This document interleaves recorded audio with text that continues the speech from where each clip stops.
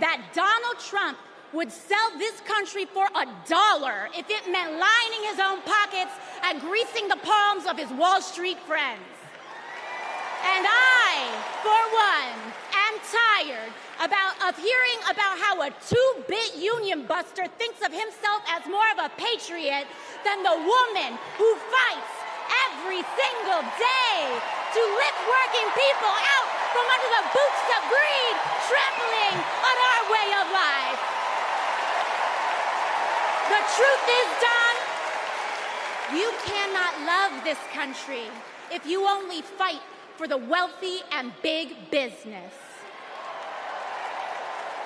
To love this country is to fight for its people, all people, working people, everyday Americans like bartenders and factory workers and fast food cashiers who punch a clock and are on their feet all day in some of the toughest jobs out there. You know, ever since I got elected, Republicans have attacked me by saying that I should go back to bartending. But let me tell you, I'm happy to any day of the week because there is nothing wrong with working for a living.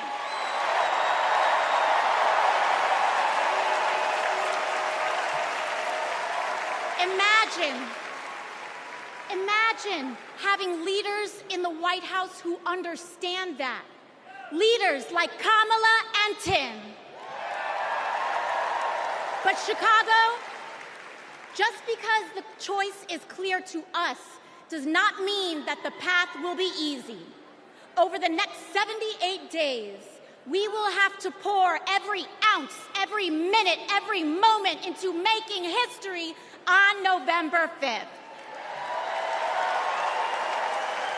But we cannot send Kamala and Tim to the White House alone.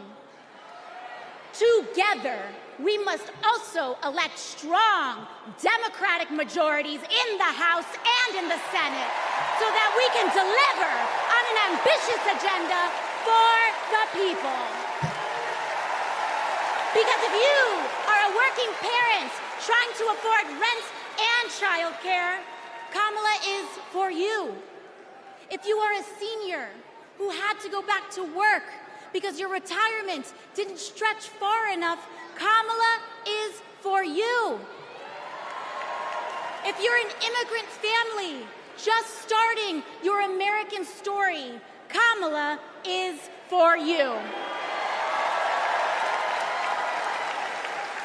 America, when we knock on our neighbor's door, organize our communities, and elect Kamala Harris to the presidency on November 5th, we will send a loud message that the people of this nation will not go back.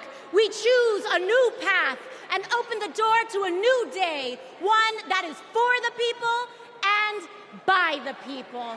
Thank you. Thank you very much. God bless. God bless you all.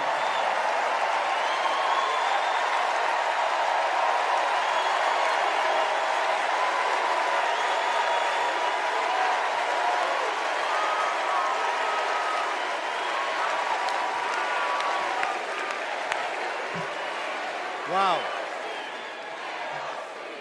How about that AOC? Good Lord. So Kamala Harris's story begins in a middle-class neighborhood in the East Bay. Yeah. In a modest apartment above a nursery school, in a close-knit community where people looked out for one another, with a mother who instilled in Kamala Harris the core principles that have defined her life in public service. These are the experiences that made her the leader she is today.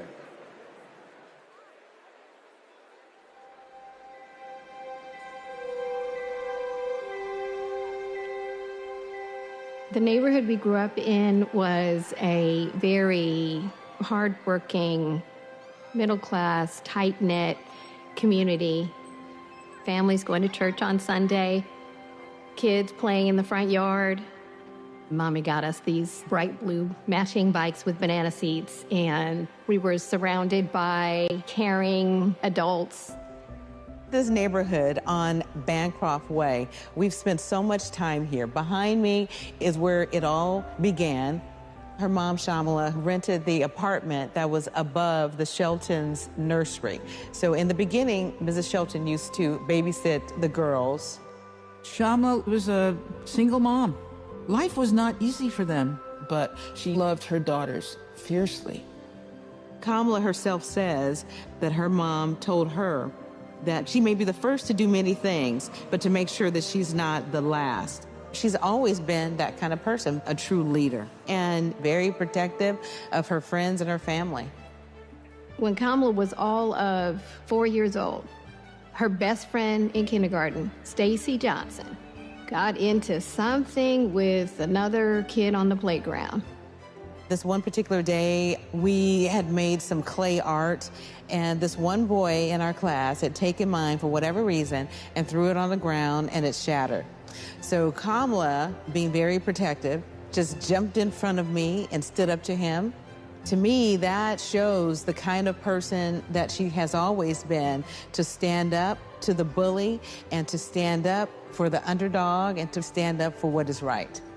Kamala carries the lessons of our mother, the fighting spirit of our mother, the compassion, and I have seen it over and over again in our growing up. When we were in high school, my sister's friend, Wanda, was being molested by a family member, and Kamala just jumped in. She wanted her to come and stay with us, and Mommy said, of course. That is Kamala. She can't help herself from standing up for people and standing up for what she thinks is right. She has been that way our whole lives. Being a protector is what led her to become a prosecutor. Looking back now, I could say it was her calling.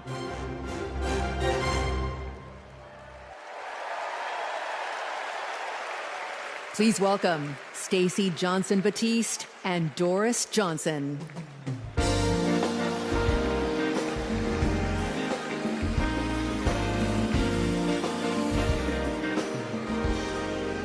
Good evening. I'm Stacey Johnson Batiste, and this is my mom, Doris Johnson. We are so excited and honored to be here with you.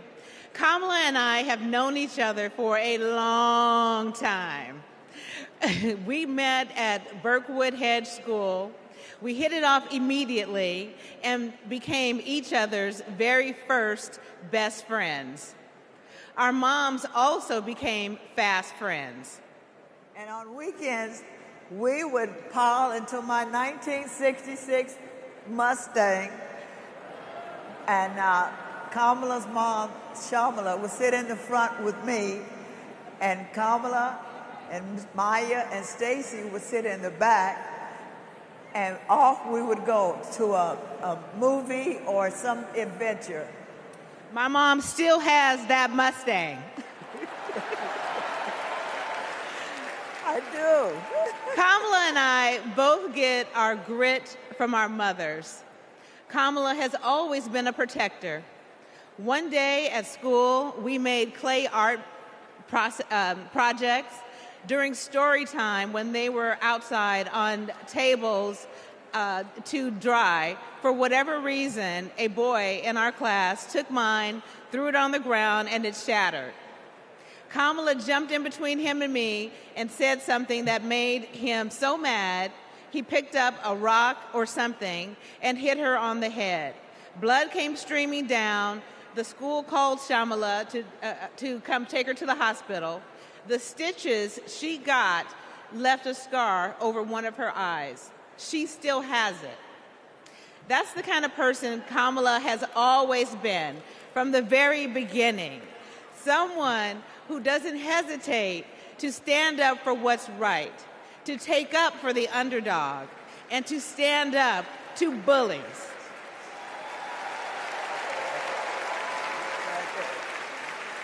I have seen it time and again, whether the bully is an individual, a gang, or a corporation.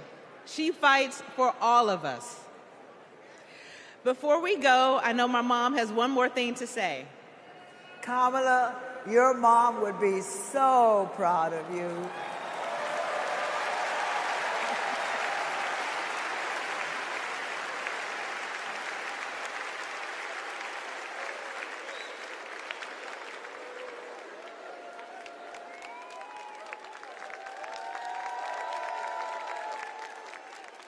Please welcome former Secretary of State Hillary Clinton.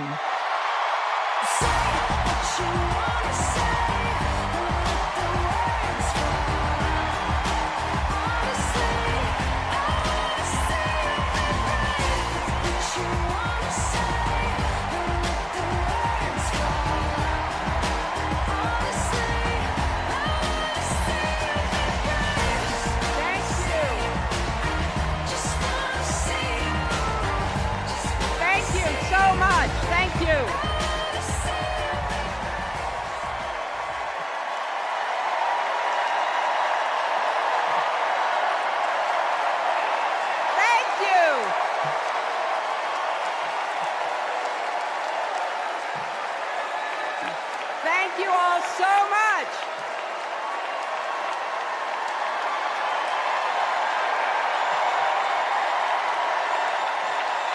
Thank you.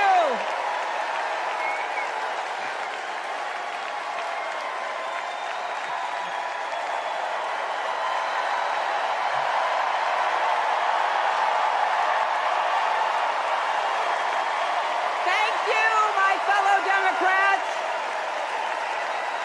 Thank you, my fellow Americans.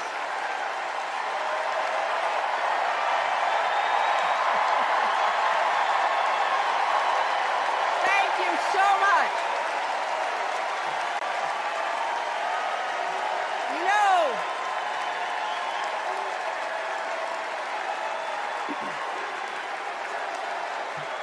thank you all.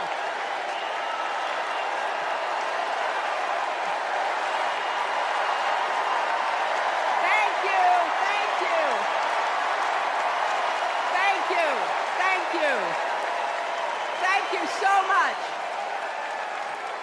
Wow. There's a lot of energy in this room, just like there is across the country.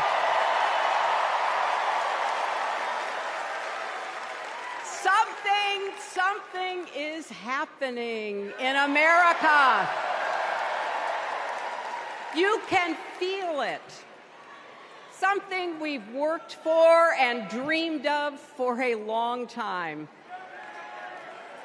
First, though, let's salute President Biden.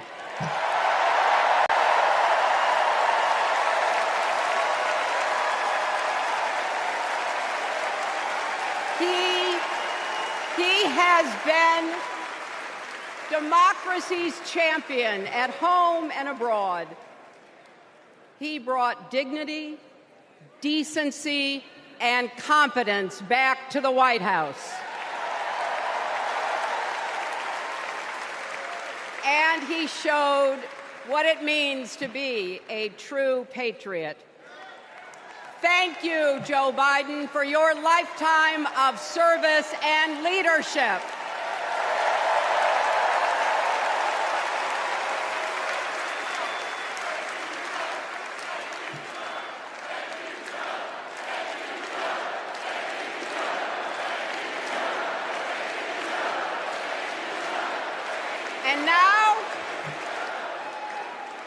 And now we are writing a new chapter in America's story. You know, my mother Dorothy was born right here in Chicago before women had the right to vote. That changed 104 years ago yesterday. Think about it. Tennessee became the final state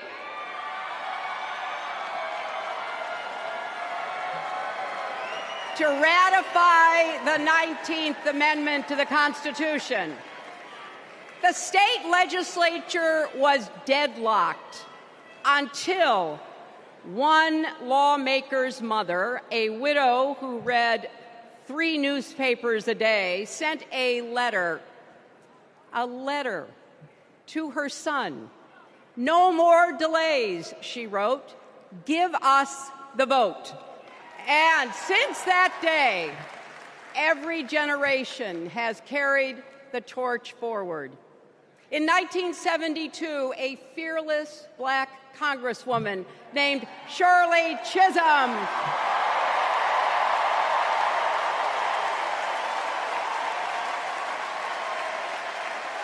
she ran for president. And her determination let me and millions of others dream bigger, not just because of who she was, but because of who she fought for. Working parents, poor children, the last, the least, and the lost. In 1984, I brought my daughter to see Geraldine Ferraro, the first woman nominated for vice president. If we can do this, Jerry said, we can do anything. And then there was 2016, when it was the honor of my life to accept our party's nomination for president.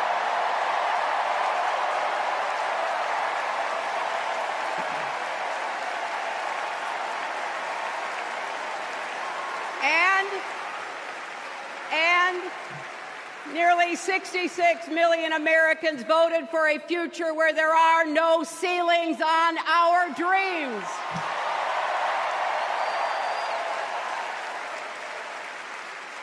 And afterwards, we refused to give up on America.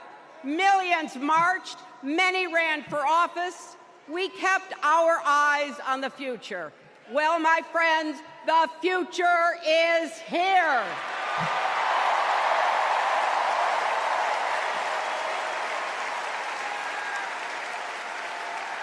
I wish my mother and Kamala's mother could see us. They would say, keep going. Shirley and Jerry would say, keep going.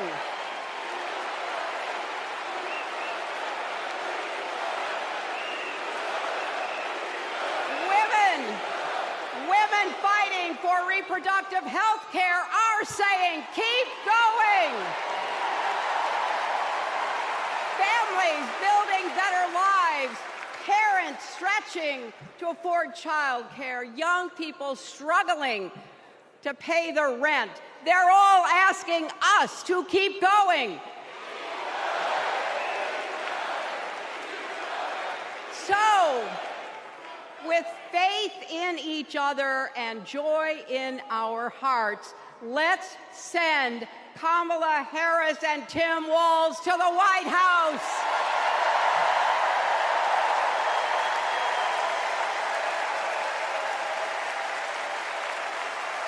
You know, the story of my life and the history of our country is that progress is possible, but not guaranteed. We have to fight for it and never, ever give up. There is always a choice. Do we push forward or pull back? Come together as we the people, or split into us versus them? That's the choice we face in this election. Kamala has the character, experience, and vision to lead us forward.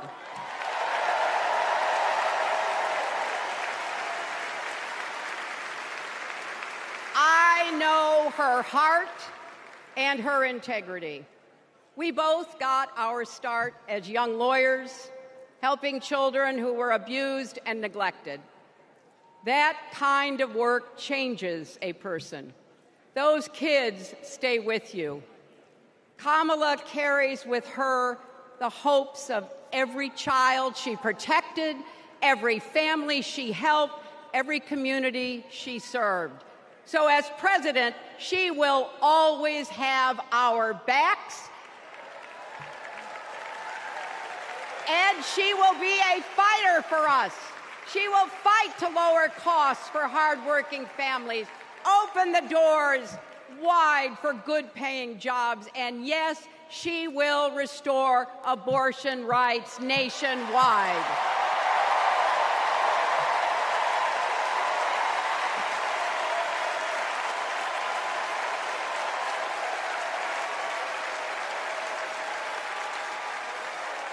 As a prosecutor, Kamala locked up murderers and drug traffickers.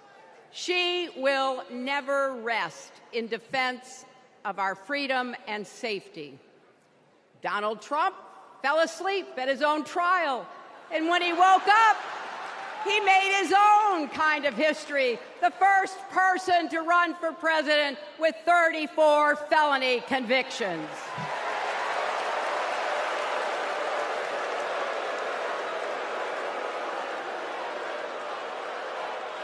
As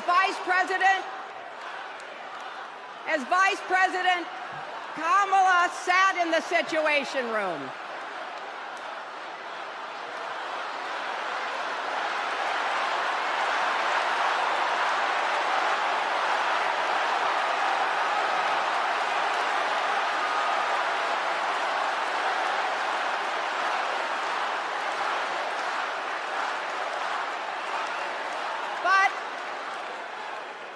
We also know, as Vice President, Kamala sat in the Situation Room and stood for America's values.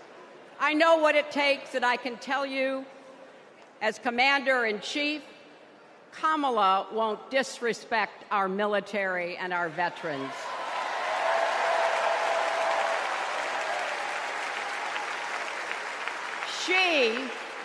She reveres our Medal of Honor recipients.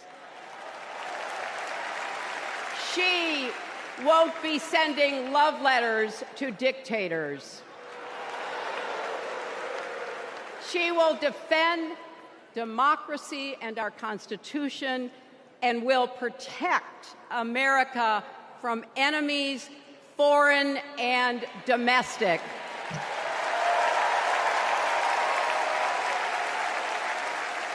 Think about it. The Constitution says the president's job is to take care that the laws be faithfully executed. Those are the words of our founders. Take care. Just look at the candidates. Kamala cares about kids and families, cares about America. Donald only cares about himself. On her first day in court, Kamala said 5 words that still guide her. Kamala Harris, for the people. That is something that Donald Trump will never understand. So it is no surprise, is it, that he is lying about Kamala's record. He's mocking her name and her laugh. Sounds familiar. But we have him on the run now.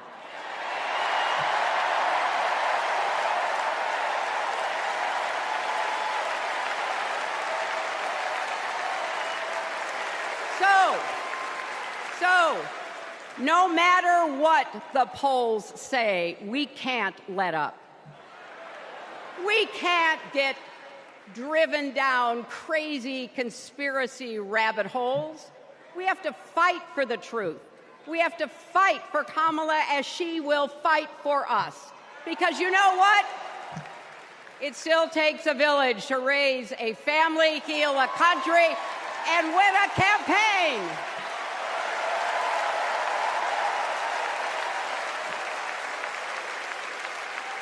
And America needs every one of us, our energy, our talents, our dreams.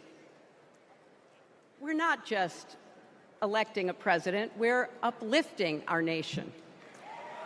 We're opening the promise of America wide enough for everyone. Together, we put a lot of cracks in the highest, hardest glass ceiling. And tonight,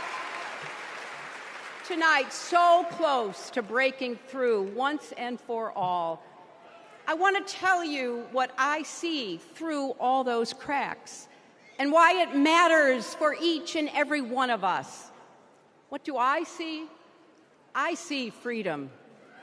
I see the freedom to make our own decisions about our health, our lives, our loves, our families.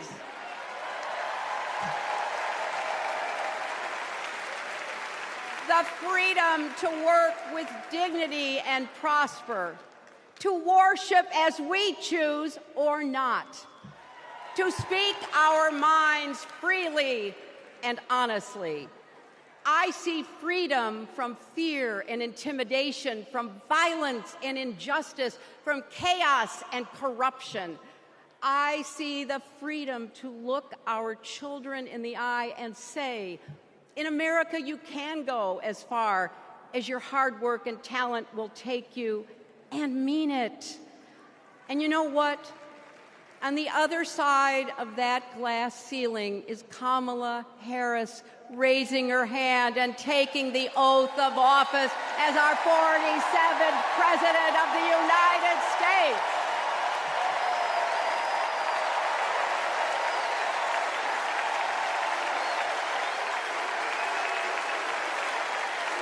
Because, my friends, when a barrier falls for one of us, it falls. It falls and clears the way for all of us. So for the next 78 days, we need to work harder than we ever have. We need to beat back the dangers that Trump and his allies pose to the rule of law and our way of life. Don't get distracted or complacent. Talk to your friends and neighbors. Volunteer. Be proud champions for the truth and for the country that we all love.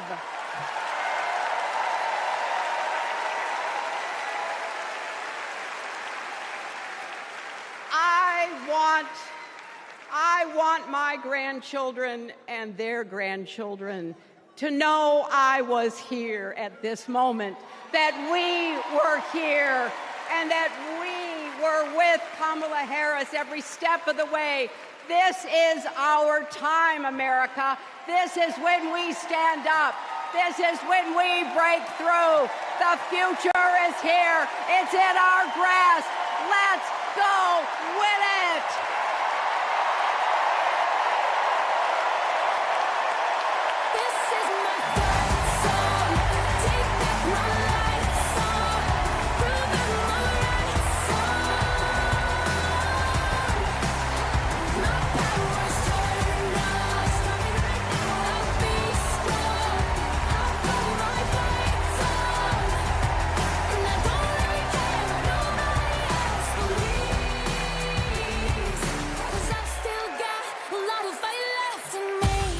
I think it's fair to say that we all stand on the shoulders of Hillary Clinton.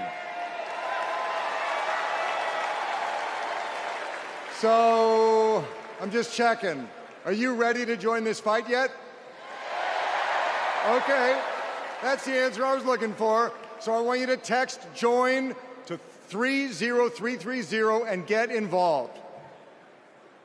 Now, what does fighting for the people exactly look like? Let's go back to 2011 when Kamala Harris was Attorney General of California. The housing crisis had devastated American families, and the big banks had forced Californians out of their homes. Well, Kamala Harris stood up to those banks, and she secured a $20 billion settlement for California families. That is fighting for the people. And that is something that our next speaker knows all about. Please welcome the fearless fighter from South Carolina, Congressman Jim Clyburn.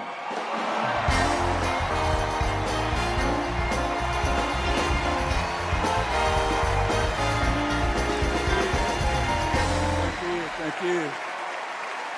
Thank you, thank you, thank you. Thank you. Thank you. Thank you. Thank you, and good evening.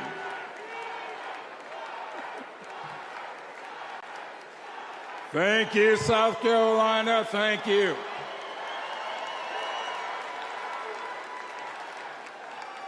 Four years ago, Americans were experiencing high anxieties and great uncertainties. A deadly virus raged, schools closed, businesses shuttered. Donald Trump mismanaged the crisis from day one, looking out for himself instead of the country. The American people responded to the crisis in leadership by electing new leaders. Thanks to Joe Biden and Kamala Harris, we reopened our schools, brought back our businesses, and restored our faith in the American can-do spirit. Thanks to Joe and Kamala, we reduced the price of prescription drugs, repaired roads and bridges, and replaced lead pipes. Thanks to Joe and Kamala, we are honoring our heroes in uniform and expanded benefits to over 1 million veterans. Thanks to Joe and Kamala, Make It in America is no longer just a slogan, but a movement that is bringing millions of manufacturing jobs back to America. For President Biden's lifetime of achievement in service of his country, we owe him a great debt of gratitude.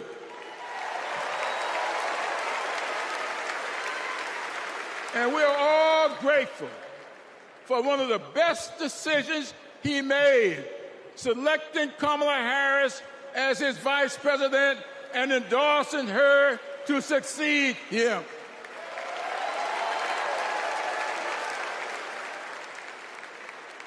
I often say that we are but the sum of our experiences. In the introduction to my memoir, I wrote, "All my experiences have not been pleasant, but I consider all of them to be blessings." So has been the case with Kamala. Her experiences have prepared her for this moment. Kamala Harris is a true battle-tested leader, a district attorney, attorney general, senator, and vice president who gets things done. While Donald Trump has been bragging about how he overturned Roe, Kamala has been fiercely advocating for the respectation of reproductive freedoms. While Trump has been looking out for himself and his billionaire buddies, Kamala has been fighting to lower costs for all Americans. And while Trump falsely pleads ignorance of Project 2025, which in my opinion is Jim Crow 2.0, Kamala has been offering the American people enlightened proposals and visionary leadership. Having grown up in a parsonage, I often look to the good book for understanding and guidance.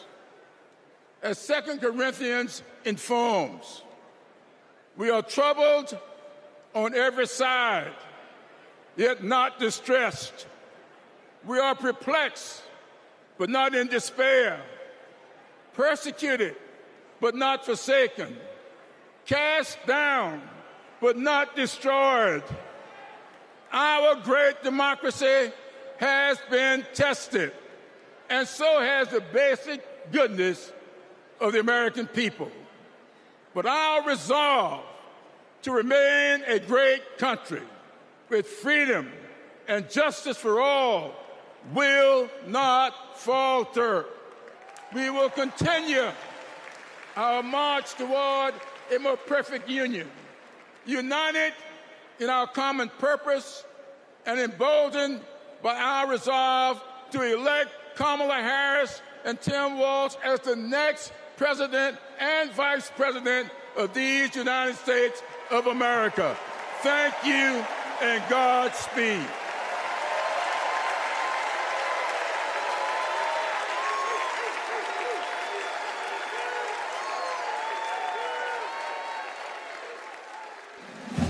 In the criminal justice system, the people are represented by two separate yet equally important groups: the police who investigate crime and the district attorneys who prosecute the offenders. This is the story of Donald Trump. His entire life, Trump has believed he's above the law, that no one would ever dare hold him accountable. He lies, he rips off workers, he sexually abuses women. Hey, when you're a star, they let you do it. You can do anything. He cheats in business. He cheated on his wife with a porn star and paid her off so the American people wouldn't find out during an election. But in the criminal justice system, ordinary Americans have had the courage to find him accountable, time and time again. Guilty. Guilty. Guilty. Donald Trump, guilty on all 34 felony counts. For the first time in history, we have a convicted felon running for president. And to take on this case, we need a president who has spent her life prosecuting perpetrators like Donald Trump. He tried overturning Georgia's free and fair election. I just want to find 11,780 votes. He's tried to escape any responsibility for instigating the January 6th attack on our Capitol. We're going to walk down to the Capitol, and I'll be there with you. And if elected, Trump has promised to overturn laws that would keep him accountable and exact retribution on anyone he considers an enemy, even warning of a bloodbath if he doesn't get his way. So we, the people, have a chance to render our own verdict on Donald Trump. We are the jury he most fears. When we vote this November, we vote for justice, accountability, and the rule of law that keeps America free.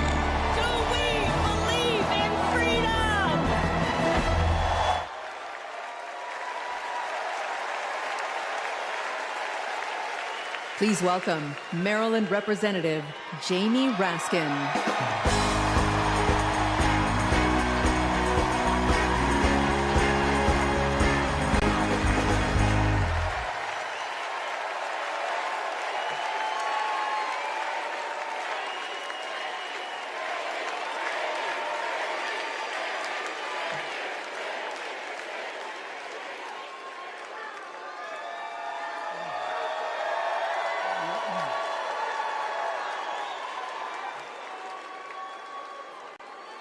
Hello, America. And welcome to the Democracy Convention. Welcome to the Freedom Convention. And thank you for the beautiful weather, Chicago. It's been a little rough on Capitol Hill, where it's not just the heat, it's the stupidity. Now, we meet in this great city tonight where Abraham Lincoln was nominated in 1860 to save the Union from fanatical insurrectionists, and where Franklin D. Roosevelt was renominated by Democrats in 1940 to defeat fascist dictators. Now, we fight in our time to defend our freedom and our democracy against the banana Republicans who have converted Lincoln's party into a dangerous cult of personality.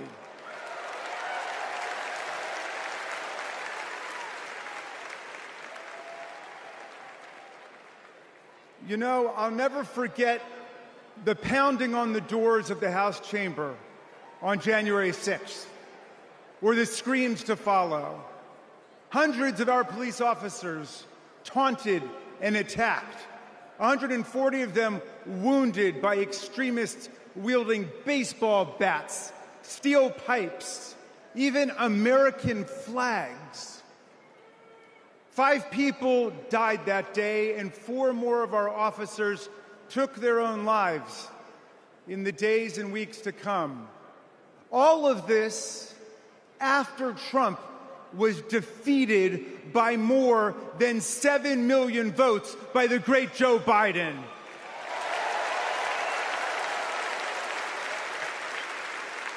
It was after 80 judges rejected every ridiculous claim raised by this sore loser who does not know how to take no for an answer from American voters, American courts, or American women.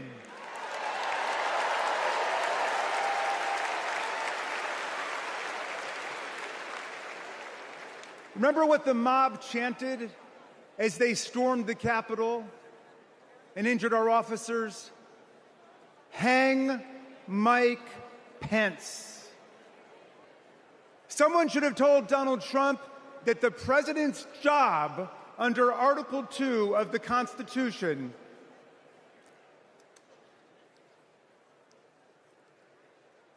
Someone should have told Donald Trump that the president's job under Article 2 of the Constitution is to take care that the laws are faithfully executed, not that the vice president is executed.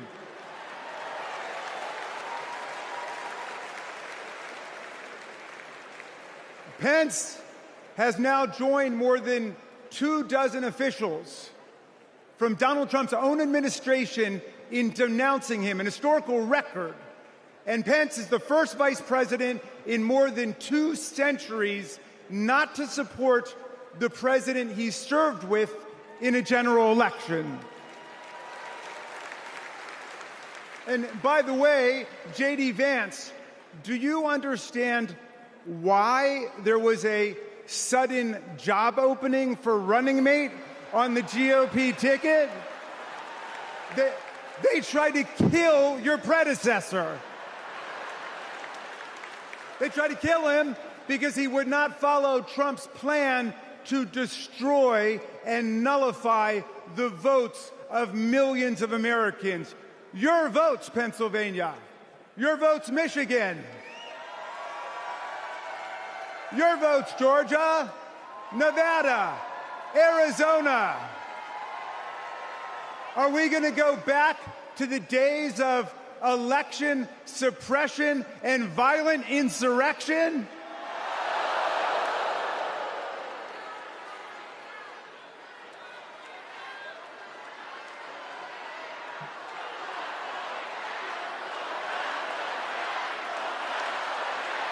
We're not going back.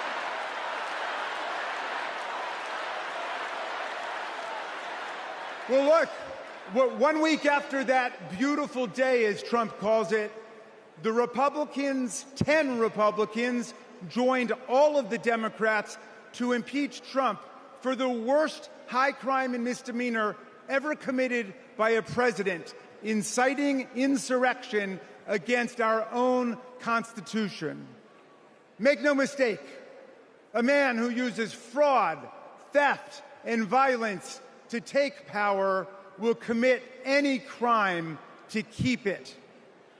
And now Trump's promising to pardon hundreds of his fellow criminal convicts and insurrectionists. He calls for, quote, the termination of all rules, regulations, and articles, even those in the Constitution. My friends, are we the people going to let Donald Trump terminate our Constitution and obliterate the blessings of liberty for our posterity. That's right. We're going to elect Kamala Harris.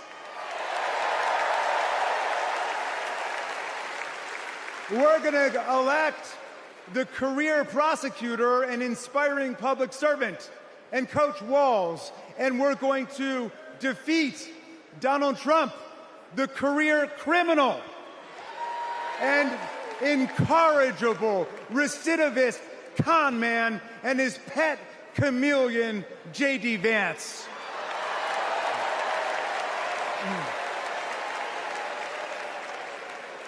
And America, let's make it a landslide so big that Donald Trump and his kangaroo court Supreme Court justices cannot even try to steal it.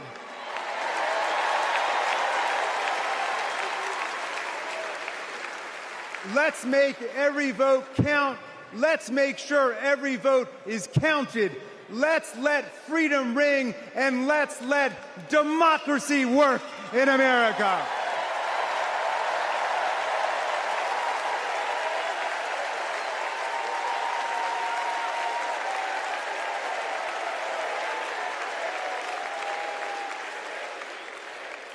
Please welcome Texas Representative Jasmine Crockett.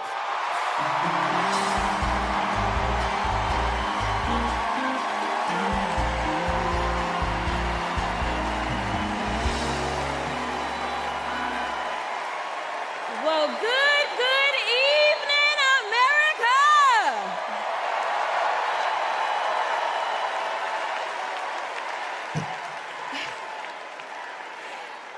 On November 5th, our nation will hire a president, a commander-in-chief, and leader of the free world.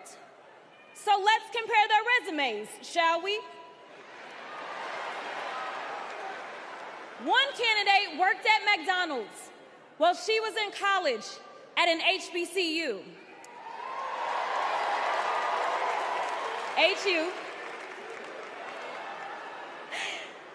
The other was born with a silver spoon in his mouth and helped his daddy in the family business. Housing discrimination, that is. She became a career prosecutor while he became a career criminal. With 34 felonies, 2 impeachments, and 1 porn star to prove it.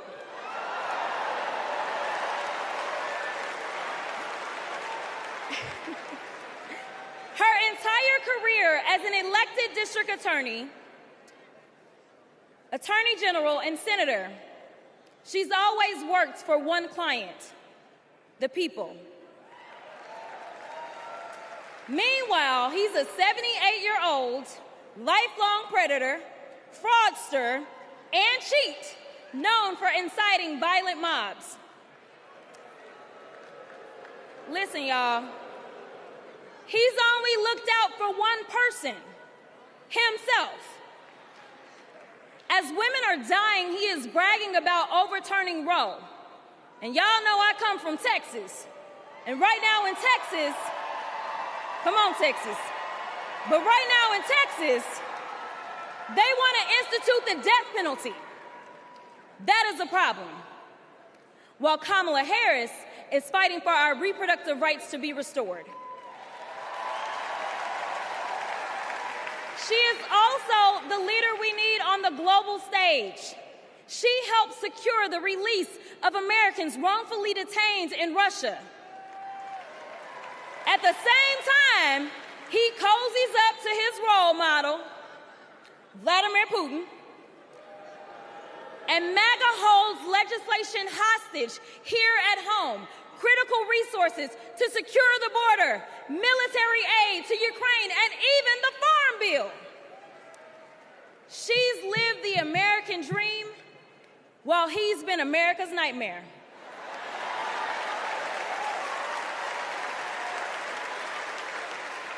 America, looking at the 2 choices before you, who would you hire? Donald Trump or Kamala Harris?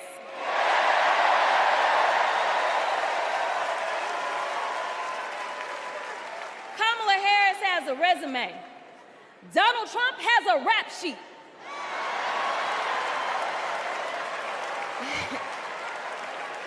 She presides over the Senate while he keeps our national secrets next to his thinking chair. Y'all know what I said that other time. In Mar-a-Lago. Well, Donald Trump wants to put our 1787 Constitution through his Project 2025 paper shredder and make every day January 6th, Kamala Harris is fighting to fulfill the promise of America. In the real world, this wouldn't even be close. But this election is. Don't make a mistake. We are the underdogs in this fight, even though there is only one person qualified, only one person who's done the work, and who has delivered the results. And she needs you.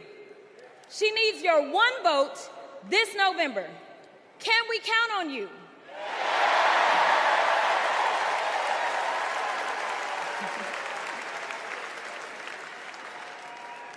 Some of you know a little bit of my history, some of you don't, so let me tell you.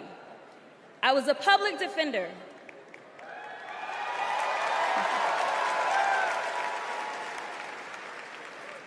I did criminal defense as well as practiced civil rights law for almost 2 decades. I know a good prosecutor when I see one. Kamala Harris is the kind of prosecutor we long for in the cases like those of Breonna Taylor. Yeah. She was the first attorney general in the nation to order that her officers wear body cams, and she started the Back on Track program to reduce recidivism.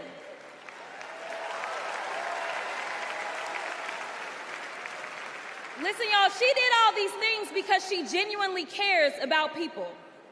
She sees each person as just that, a person, not a statistic. She's proven that since the first day she stepped into a courtroom and said what y'all already heard Hillary say, I did not copy off of her speech. I just want y'all to know.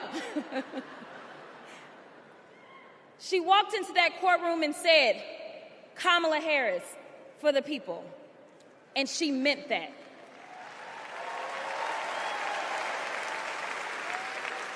Many of you know her credentials, but what I love about Kamala Harris goes beyond her resume, is that she sees the humanity in everyone. She's the only candidate in this race who is capable of empathy. When I first got to Congress, I wasn't sure I made the right decision. The Chaos Caucus couldn't elect a speaker, and the Oversight Committee was unhinged. I was going through all of this when I visited the Vice President's residence for the first time. As I approached Vice President Harris for our official photo, she turned to me and asked, "What's wrong?" Mind you, we'd never met, but she saw right through me. She saw the distress. I immediately began crying.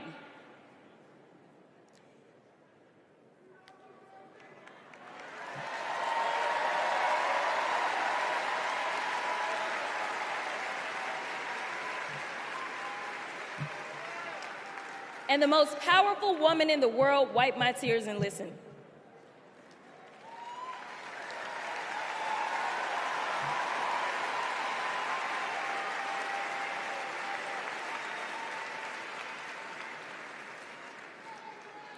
It's so hard for me to tell this story.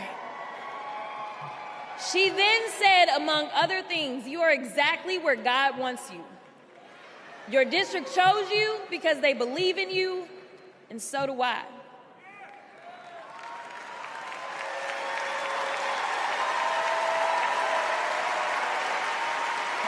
I'm gonna stop. Okay.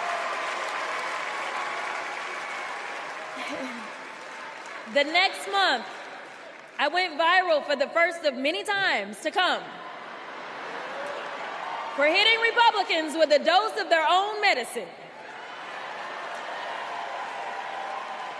That brief but impactful interaction gave me my legislative legs, and I've been running ever since.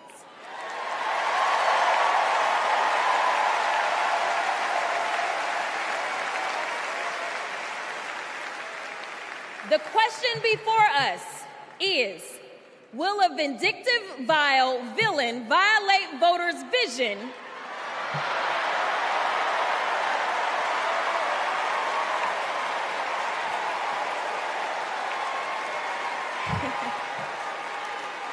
for a better America or not? I hear alliterations are back in style. We deserve better. We deserve a president who can be a bright light in a sea of darkness, one who will pull us forward, because we won't go back. Amanda Gorman said it best: there's always light if only we are brave enough to see it, if only we are brave enough to be it. Kamala Harris showed me that light. And America, when she is our president, together we will shine as that beacon of hope and freedom around the world once more. God bless y'all.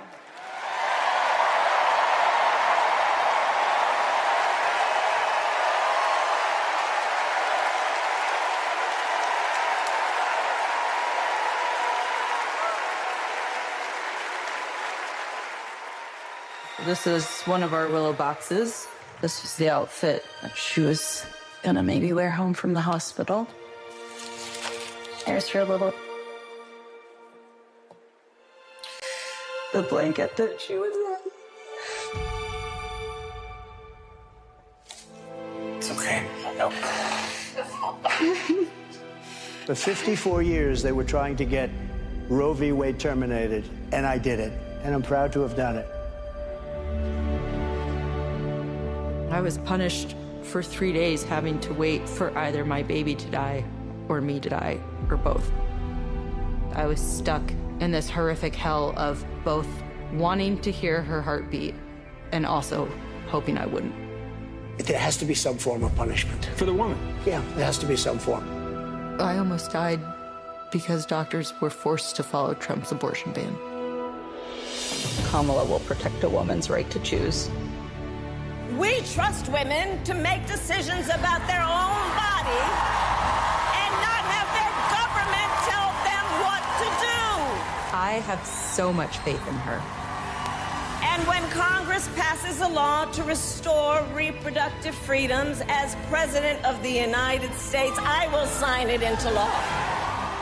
We have to fight for Kamala Harris, our rights, our freedoms, and frankly, our lives. Everything is on the line.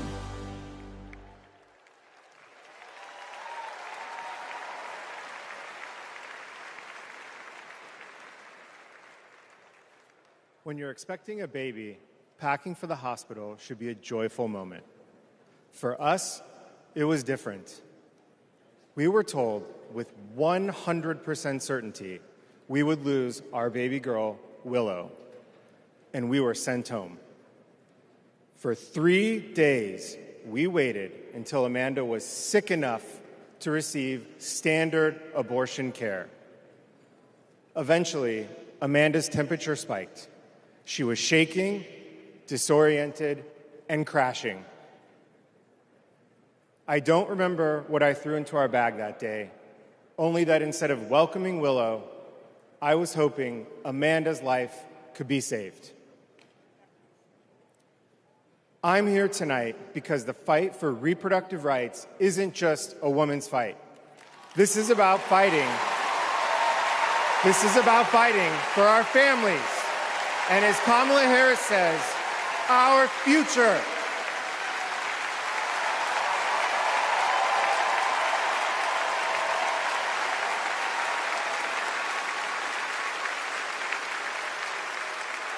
Every time I share our story, my heart breaks. For the baby girl we wanted desperately, for the doctors and nurses who couldn't help me deliver her safely, for Josh, who feared he would lose me too. But I was lucky. I lived. So I'll continue sharing our story, standing with women and families across the country. Today, because of Donald Trump, more than 1 in 3 women of reproductive age in America lives under an abortion ban. A second Trump term would rip away even more of our rights. Passing a national abortion ban, letting states monitor pregnancies and prosecute doctors, restricting birth control and fertility treatments. We cannot let that happen. We need to vote as if lives depend on it, because they do.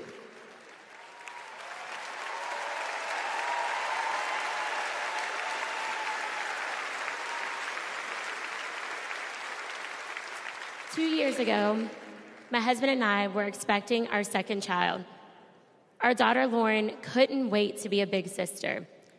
I was getting ready for her 4th birthday party when something didn't feel right. 2 emergency rooms sent me away. Because of Louisiana's abortion ban, no one would confirm that I was miscarrying. I was in pain, bleeding so much my husband feared for my life. No woman should experience what I endured, but too many have.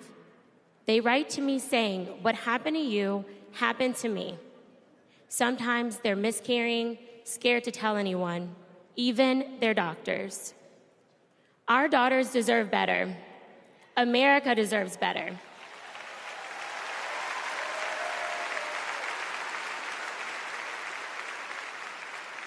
Kamala Harris and Tim Walz will fight for reproductive rights and our freedom and our shared future.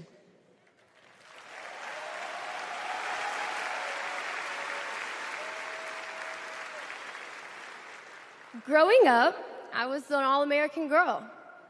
Varsity soccer captain, cheerleading captain, homecoming queen, and survivor.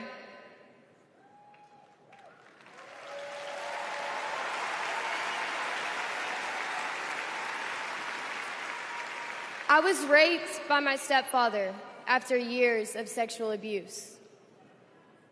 At age 12, I took my first pregnancy test, and it was positive.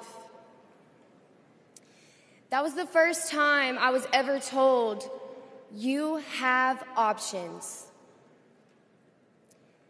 I can't imagine not having a choice. But today, that's the reality for many women and girls across the country because of Donald Trump's abortion bans. He calls it a beautiful thing. What is so beautiful about a child having to carry her parent's child? There are other survivors out there who have no options. And I want you to know that we see you. We hear you.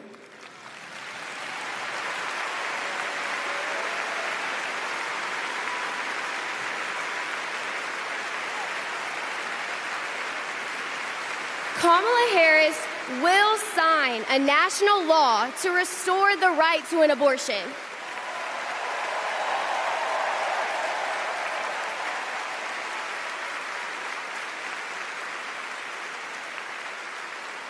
She will fight for every woman and every girl, even those who are not fighting for her.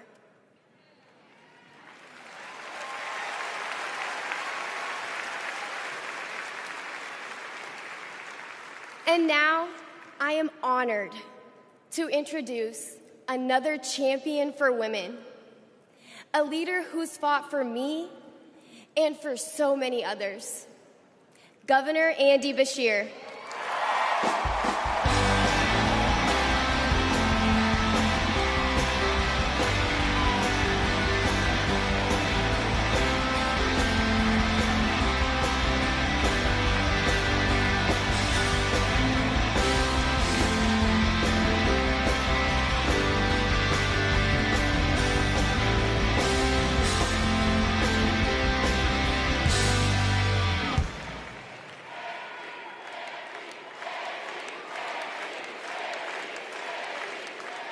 Hadley Duvall is one of the bravest people I've ever met.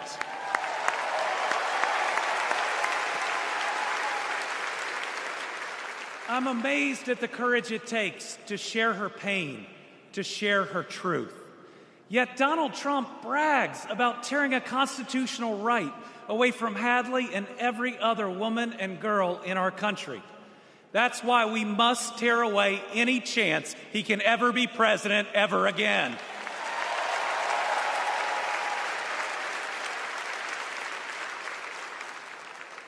In 21 states, Trump's actions have resulted in extreme bans on abortion in my state, even in cases of rape, incest, and non-viable pregnancies. That leaves 12-year-old girls like Hadley with no options. That fails any test of humanity, any test of basic decency, any test of whether you have any underlying empathy. Thankfully, this extremism is being soundly rejected all over our country.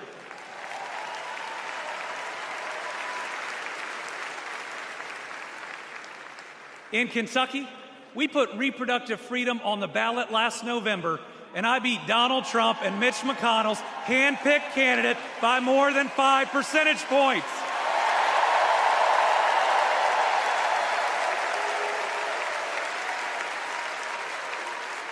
This November, we're going to beat them again. Elect Kamala Harris and Tim Walz and protect reproductive freedom. Folks, Donald Trump appointed the Supreme Court justices who got us into this mess. His Project 2025 goes even further. Here's the thing. Trump and Vance simply don't believe in your freedom. Trump says people are absolutely thrilled that women had their basic rights eliminated. J.D. Vance says women should stay in violent marriages and that pregnancies resulting from rape are simply inconvenient. Their policies give rapists more rights than their victims. That's not inconvenient, it's just plain wrong.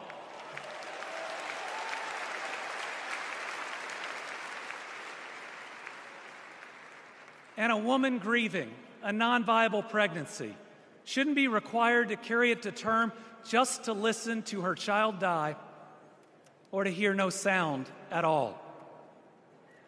All women should have the freedom to make their own decisions. Freedom over their own bodies. Freedom about whether to pursue IVF. Freedom about whether to have children at all.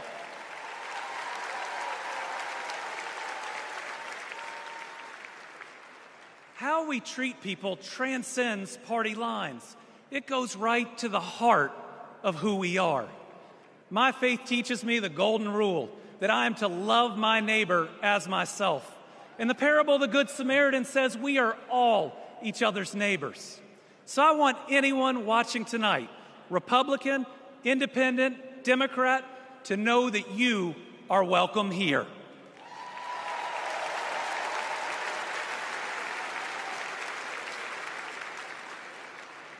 We believe in America where we live out our values, end anger politics once and for all, and move beyond this us versus them by remembering we are all Americans.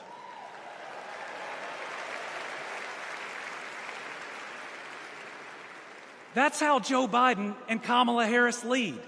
They both called to ask how they could help Kentucky in recovering from natural disasters. They helped us improve our roads, our bridges, and invested in our people. They didn't ask me who Kentuckians voted for. They asked me what Kentuckians needed, and folks, they delivered.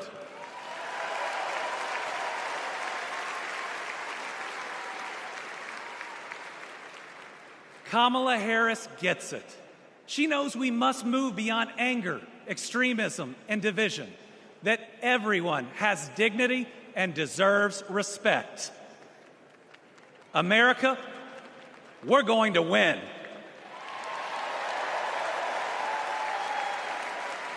And we're going to win by staying true to our values of compassion, empathy, and doing right by our neighbors. I'm so proud to be all in for the next President of the United States, Kamala Harris. Thank you.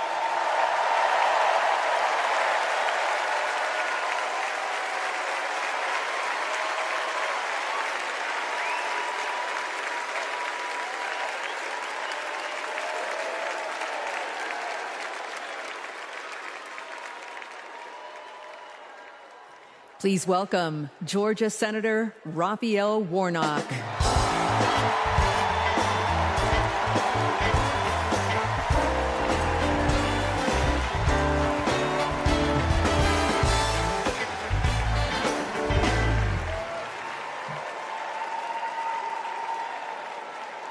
Well, hello, America.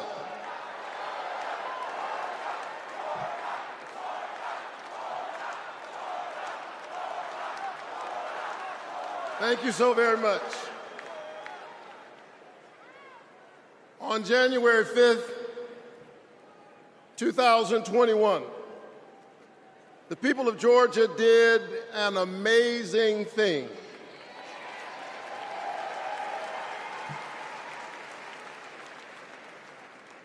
They sent a black kid who grew up in public housing and the Jewish son of an immigrant to the United States Senate in one fell swoop.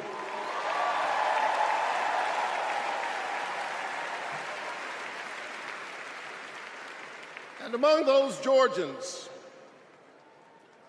was my then 82-year-old mother. She grew up in Waycross, Georgia. Do you know where that is? It's way across Georgia. She grew up in Waycross, Georgia, where she picked other people's cotton and other people's tobacco. But because this is America, the 82-year-old hands that used to pick somebody else's cotton and somebody else's tobacco picked her youngest son to be a United States Senator.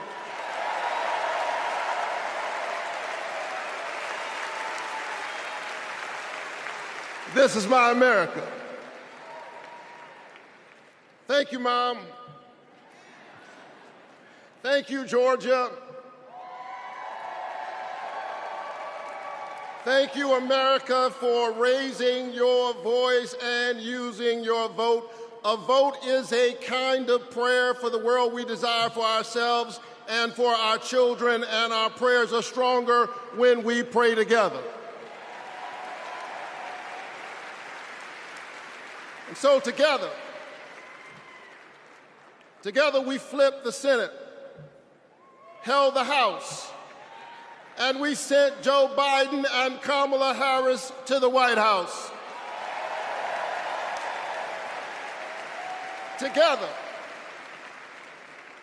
Together we vaccinated our citizens, we fortified our cities and our towns, and we stood by our small businesses. Together we set out to heal the land. A nation besieged by a deadly pandemic and beset by the awful and divisive rhetoric of a man too small for the office entrusted him or the task set before him.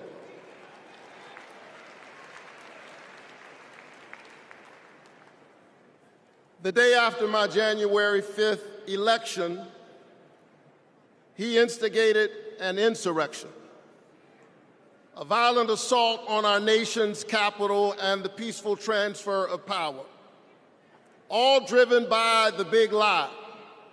But behind the big lie was an even bigger lie. It is the lie that this increasingly diverse American electorate does not get to determine the future of the country. The lie and the logic of January 6th is a sickness. It is a kind of cancer that then metastasized into dozens of voter suppression laws all across our country. And we must be vigilant tonight because these anti-democratic forces are at work right now in Georgia and all across our country. And the question is, who will heal the land? And so here we are, America. Are you ready? Are you ready to stand up in this moral moment? Stand up for the best in the American covenant.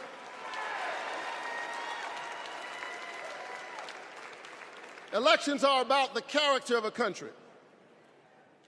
And we must decide, again, we are the latest generation of Americans who get to decide what kind of country we want to be. And we must choose between the promise of January 5th and the peril of January 6th. A nation that embraces all of us or just some of us. Donald Trump's America is the America of January 6th. People who have no vision traffic in division. He does not know how to lead us, and so he wants to divide us. America, make no mistake, Donald Trump is a plague on the American conscience.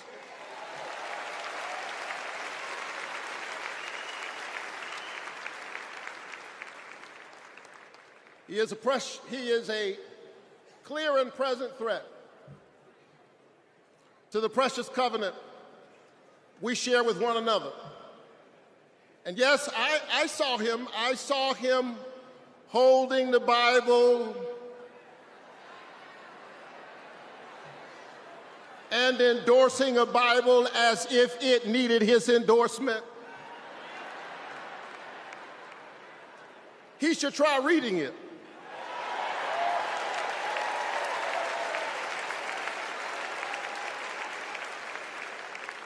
It says, do justice, love kindness, and walk humbly with your God. He should try reading it. It says, love your neighbor as yourself. It says, inasmuch as you've done it unto the least of these, you have done it also unto me.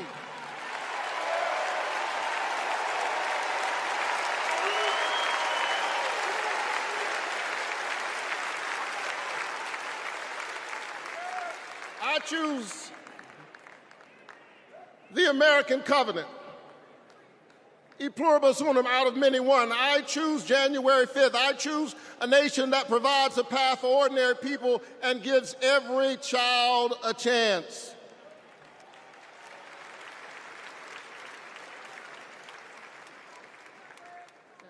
And that's Joe Biden's America. And he's been fighting for it for more than a half century. President Biden, America is so much better because of you, a true patriot who has always put the people first. Thank you, Joe.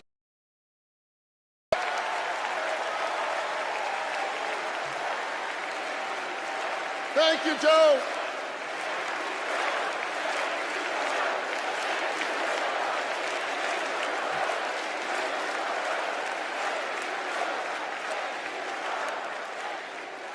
But I'll tell you something else. Not only is that Joe Biden's America, that's Kamala Harris's America.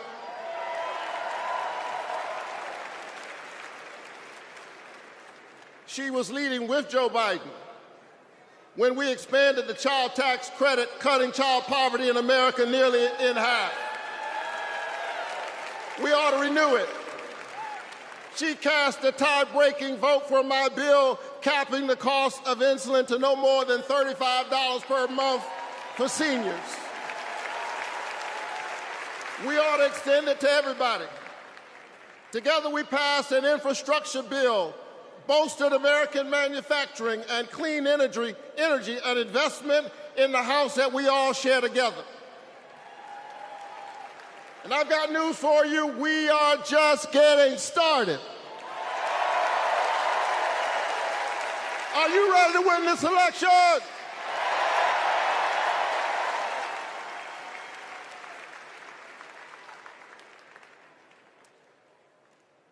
Kamala Harris and Tim Walz represent the new way forward. We're not going back. We're not going back because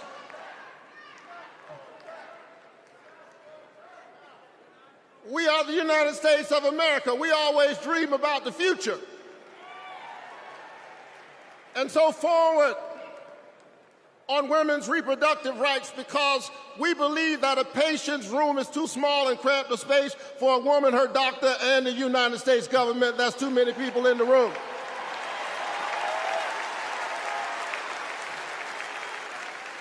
Forward on worker rights, because most people do not mind working. They just want to share in the prosperity that they are creating for others. Forward on voting rights. Forward on affordable housing and access to health care.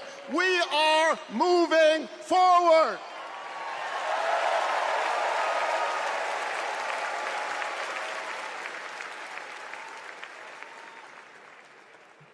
And so I'm inspired tonight. I'm inspired by all of you. I'm inspired by the resilience of an American spirit that has rebounded from the pandemic and is holding at bay the forces that are trying to divide us. And I'm inspired tonight by the memory of my late father, a preacher and a junk man. Monday through Friday, he lifted old broken cars and put them on the back of an old rig.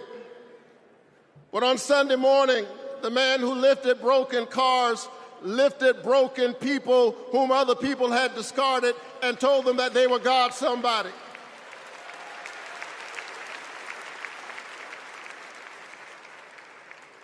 My dad discovered strength in the broken places, a power made perfect in weakness. And so I'm convinced tonight that we can lift the broken even as we climb. I'm convinced tonight that we can heal sick bodies. We can heal the wounds that divide us. We can heal a planet in peril. We can heal the land.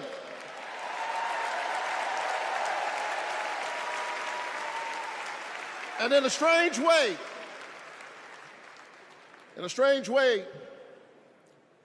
the pandemic taught us how. A contagious airborne disease means that I have a personal stake in the health of my neighbor.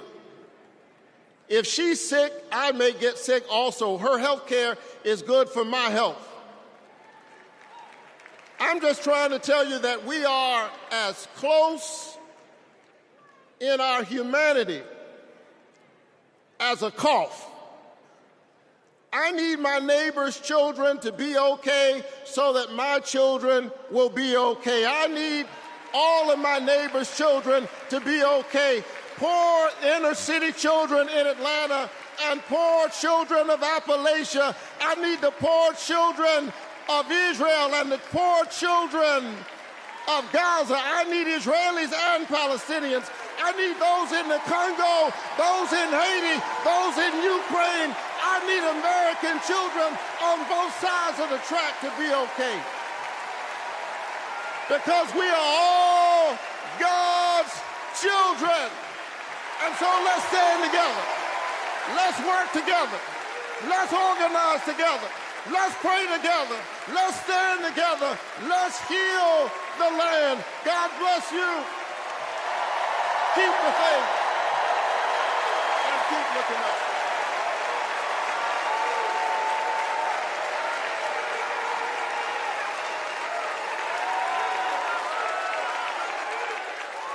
Please welcome Delaware Senator Chris Coons.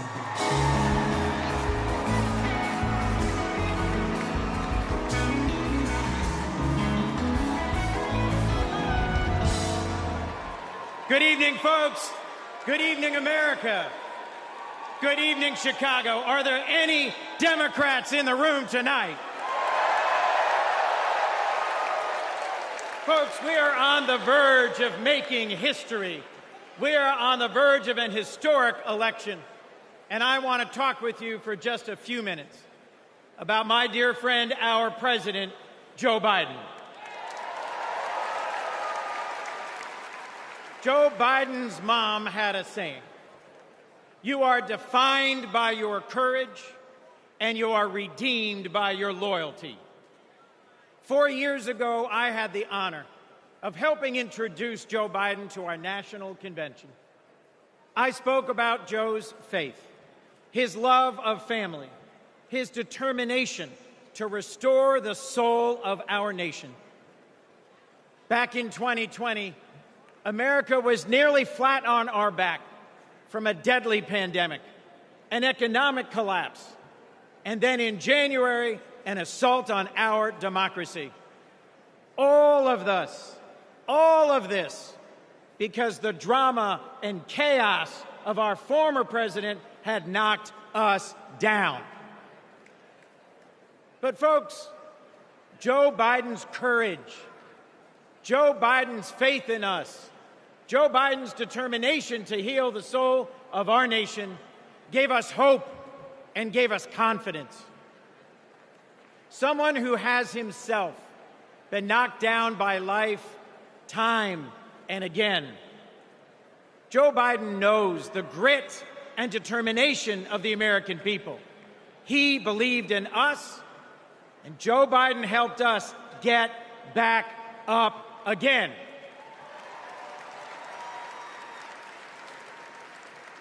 Using the incredible skills he developed in many years in the U.S. Senate, Joe got passed and signed into law the most consequential legislation of any president in 60 years, helping our veterans, advancing gun safety, cutting prescription drug prices, fighting climate change, rebuilding bridges and broadband, bringing manufacturing back to America. Together, Joe and Kamala helped rebuild our economy from the middle up, from the bottom up, and the middle out, not from the top down. And they made our families safer and our country stronger at home and abroad. Today, we are so much better off because they believed in us, in our democracy. And our incredible First Lady, Jill Biden, our incredible First Lady, Jill Biden, our incredible First Lady, Jill Biden, was at Joe's side every step of the way, fighting for education, advancing the cancer moonshot, determined to improve women's health care, honoring military families. Joe and Jill, together, you have done so much for us, and there's so much more you will do and we can do together. Mr. President, thank you.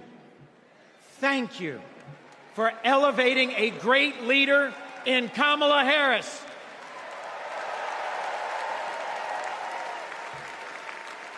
Vice President Harris, thank you for choosing a great running mate with a heart for the middle class like yours in Sergeant, Congressman, Coach, Governor Tim Walz.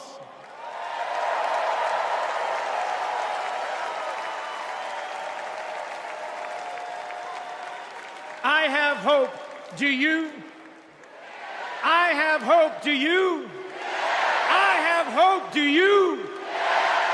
And it is in no small part because of Joe Biden. I have never known a more compassionate man than Joe Biden. I have never known a man who has taken from his own loss and his own faith and delivered so much for the future of so many others. Mr. President, you were my senator as a Delawarean.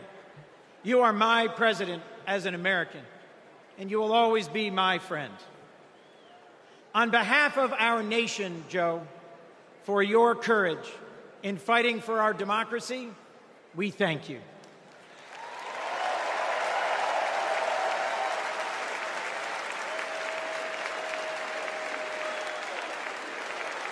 On behalf of our Democratic Party, for your loyalty in fighting for our democratic values, we thank you.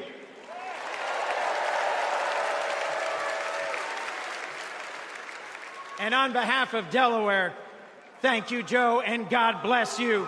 We love you. We love Joe. We love Joe. We love Joe. We love Joe.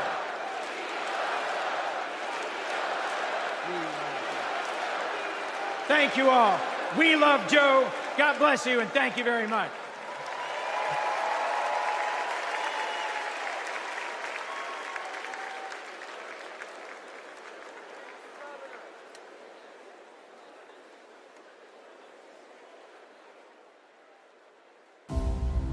Hi, I'm Vivian Weirwell, and I am a 4th grade student at Kristen McAuliffe.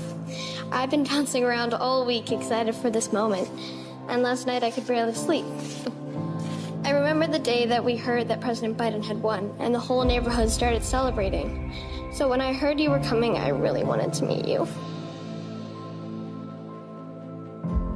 I adore you because you embrace change from my generation, and the ones to come. I look up to you.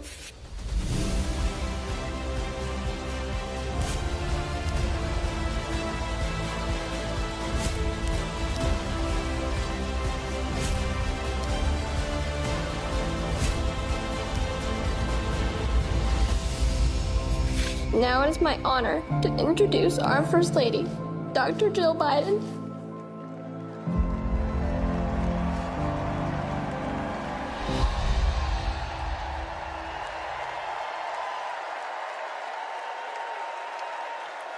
Please welcome First Lady of the United States, Jill Biden.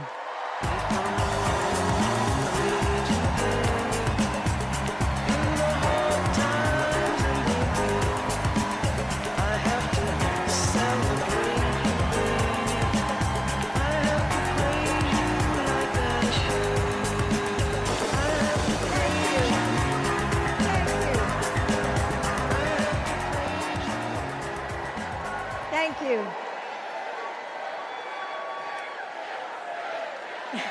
Thank you.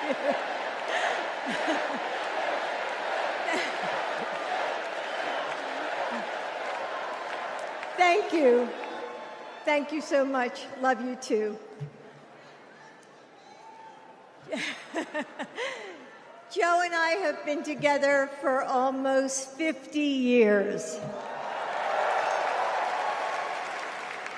And still, there are moments when I fall in love with him all over again. Like when I handed him our baby Ashley for the first time and saw the smile that lit up his face. Or on nights after an exhausting day working in the Senate, when he would read one more bedtime story just because the kids asked. When he stops on a rope line because he sees someone grieving who needs to know that everything is going to be all right one day. Or to encourage that child with a stutter to find the confidence she needs. Those moments when I'm reminded of all he's accomplished in the name of something bigger than himself. Receiving the Medal of Freedom with humility.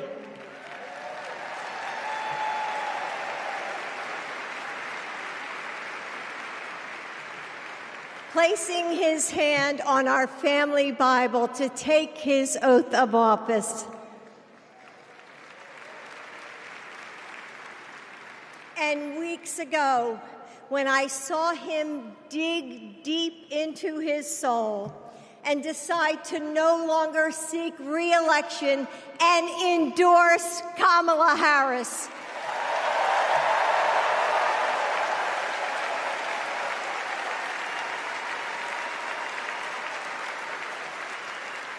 With faith and conviction, Joe knows that our nation's strength doesn't come from intimidation or cruelty. It comes from the small acts of kindness that heal deep wounds, from service to the communities that make us who we are, from love of a country that shines with promise and renewal. Kamala Harris knows that too.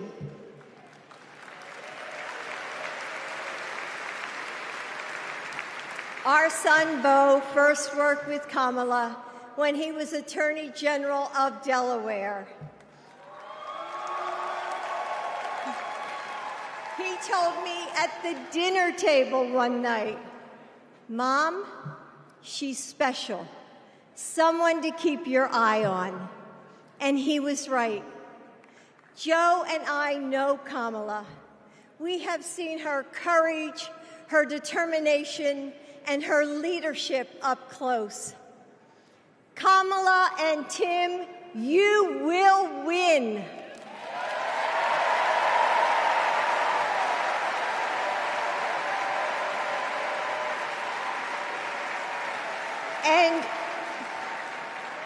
And you are inspiring a new generation. We are all a part of something bigger than ourselves, and we are stronger than we know. The future of our country is in the hands of those in this room and all of you watching at home. It's going to take all of us, and we can't afford to lose. With faith in each other, hope for a brighter future, and love for our country, we will fight and we will win together. Thank you. Thank you.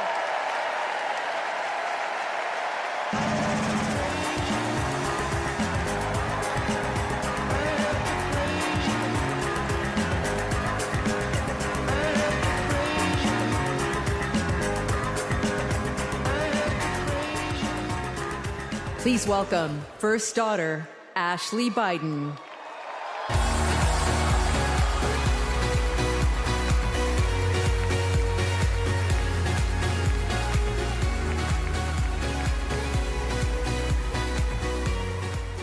Good evening. I have this memory. It's the eve of my 8th birthday. Dad is still in D.C., tending to urgent matters in the Senate. That night, as a surprise, Mom told me, Beau, and Hunter to get in the car.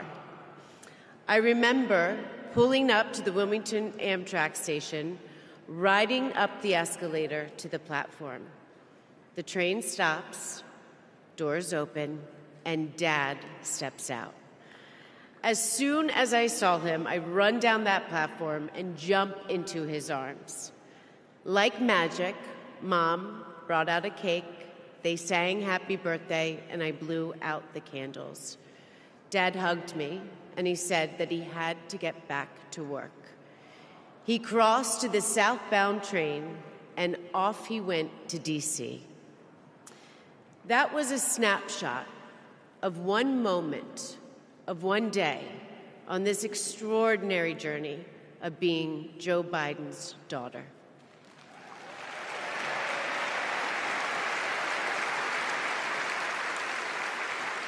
Joe Biden is the OG girl dad.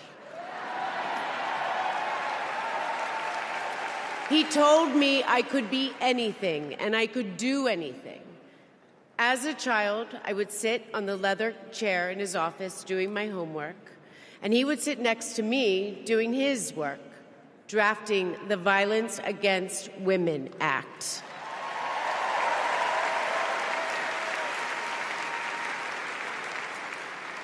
And he wasn't just a girl dad. I could see that he valued and trusted women. How he listened to his mother, how he believed in his sister, and most of all, how he respected my mother's career. Dad was always there, doing everything he could to be a true partner to her. Dad, you always tell us, but we don't tell you enough, that you are the love of our lives and the life of our love.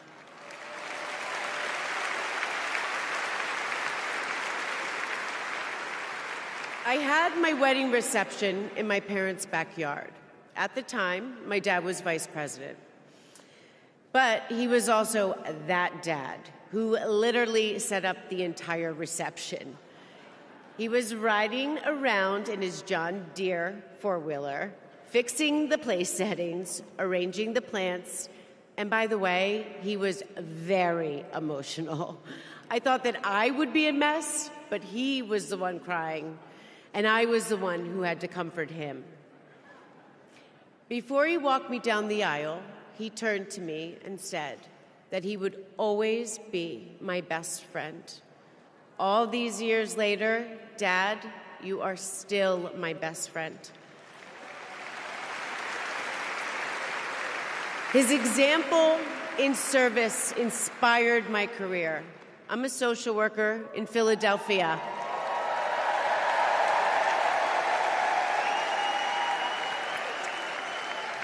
I support formerly incarcerated women as they heal from past trauma and they reclaim their lives. Dad always told me that I was no better than anybody else and nobody was better than me.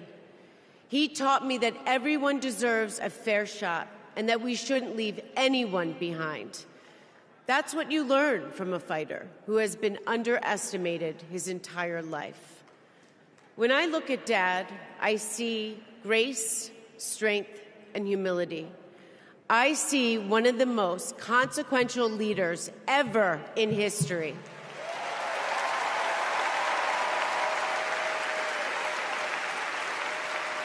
And I also know that he never stops thinking about you, about your dreams, about your dignity, about your opportunities, about your family. Dad knows that family is everything. When Hunter and I lost our brother Beau to cancer in 2015, the grief and the pain felt like it might never end. Dad had the capacity to step out of his own pain and absorb ours. And I know that Beau is here with us tonight, as he is always with us.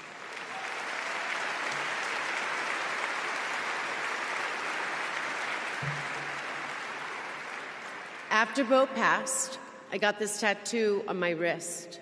It says, "Courage, dear heart." A reminder to myself to keep going, to get back up, like my dad has always done. He has taught me that a courageous heart is a miraculous thing. A courageous heart can heal a family. A courageous heart can heal a nation, and maybe even the world. And now, this election requires the courageous hearts of all of us. In 2020, my dad selected Kamala Harris to beat Donald Trump. And he knows in 2024, she will beat Donald Trump again.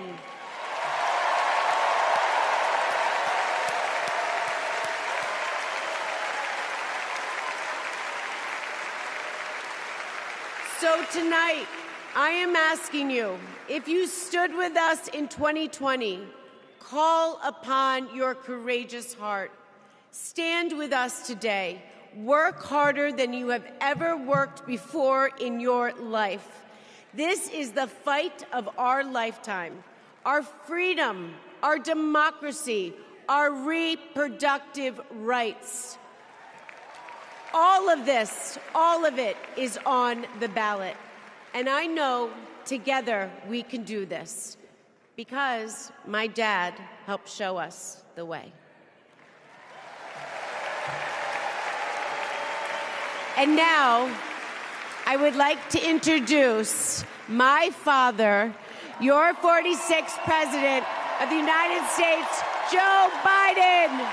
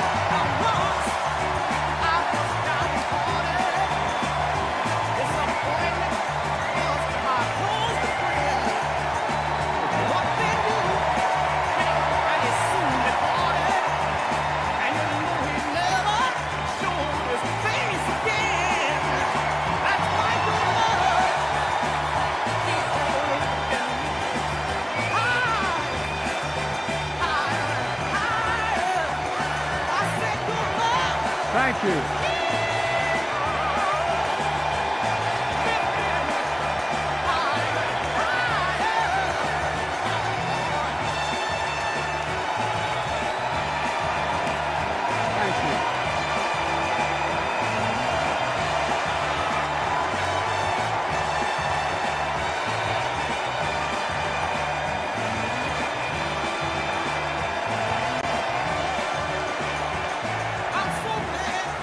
Thank you, thank you, thank you.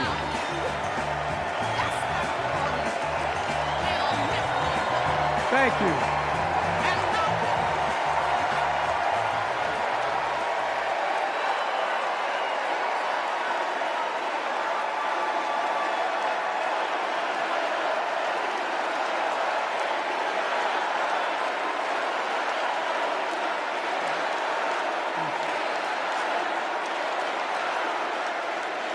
Thank you, thank you, thank you.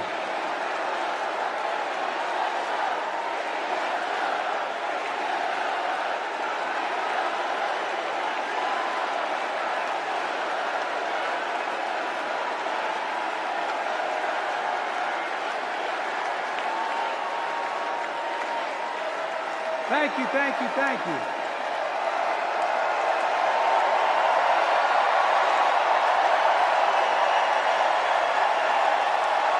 Thank you.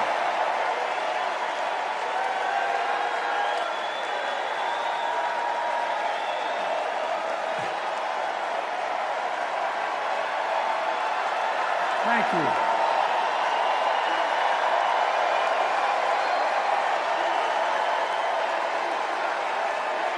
Thank you. I love you. Thank you.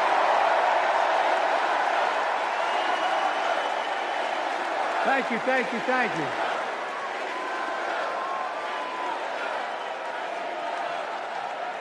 That was my daughter.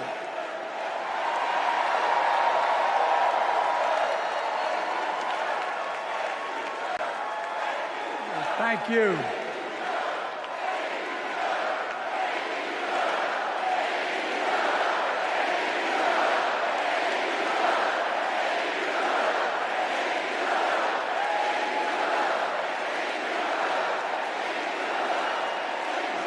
Thank you, thank you, thank you.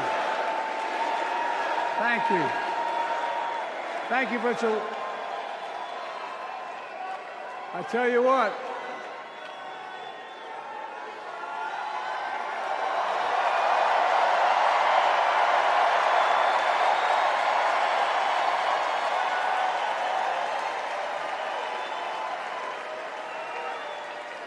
To my dearest daughter, Ashley, God love you, you're incredible. Thank you for that introduction and for being my courageous heart, along with Hunter and our entire family, and especially our rock, Jill.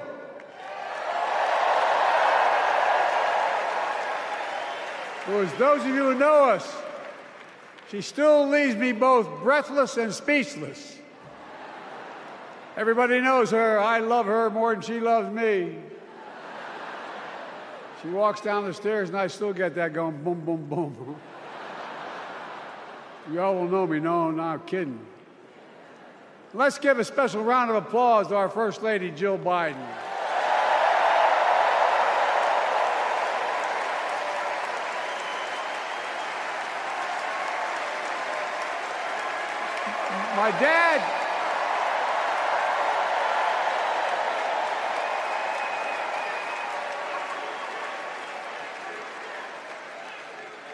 My dad used to have an expression, for real. He'd say, Joey, family is the beginning, the middle, and the end. And I love you all. Folks. And America, I love you.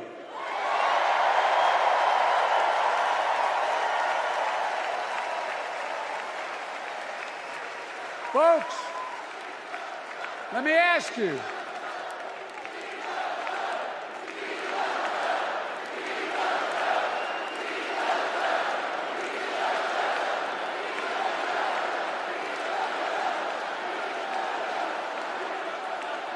Let me ask you, are you ready to vote for freedom?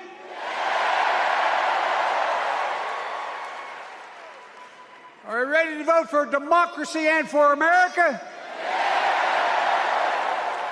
Let me ask you, are you ready to elect Kamala Harris and Tim Walz, President and Vice President of the United States?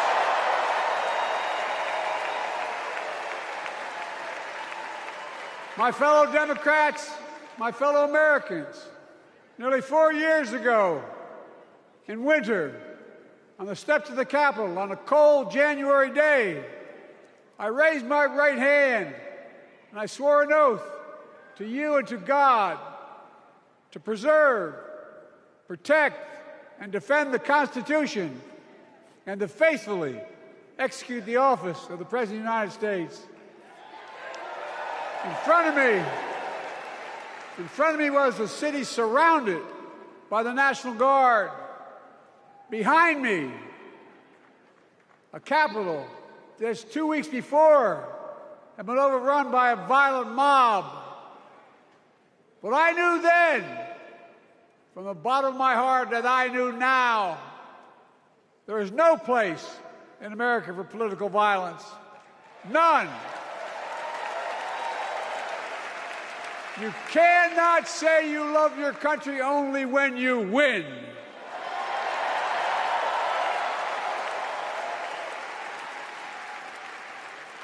In that moment, I wasn't looking to the past. I was looking to the future. I spoke of the work at hand, the moment we had to meet. It was, as I told you then, a winter of peril and possibility. Of peril and possibility. We're in the grip of a once-in-a-century pandemic, historic joblessness, a call for racial justice long overdue, clear and present threats to our very democracy.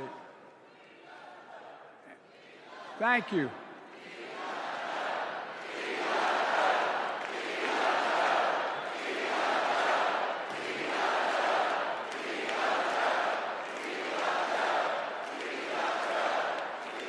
And yet I believed then, and I believe now, that progress was and is possible. Justice is achievable. And our best days are not behind us, they're before us.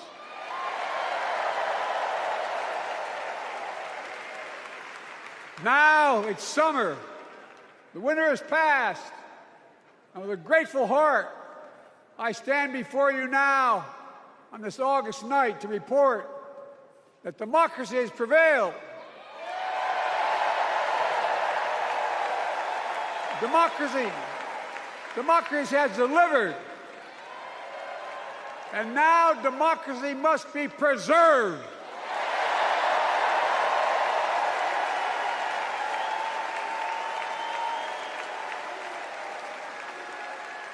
You've heard me say it before. We're facing an inflection point. One of those rare moments in history when the decisions we make now will determine the fate of our nation and the world for decades to come. That's not hyperbole, I mean it literally. We're in a battle for the very soul of America. I ran for president in 2020 because of what I saw in Charlottesville in August of 2017. Extremists coming out of the woods, carrying torches, their veins bulging from their necks, carrying Nazi swastikas, and chanting the same exact anti-Semitic bile that was heard in Germany in the early 30s. Neo-Nazis, white supremacists, and the Ku Klux Klan, so emboldened by a president then in the White House that they saw as an ally.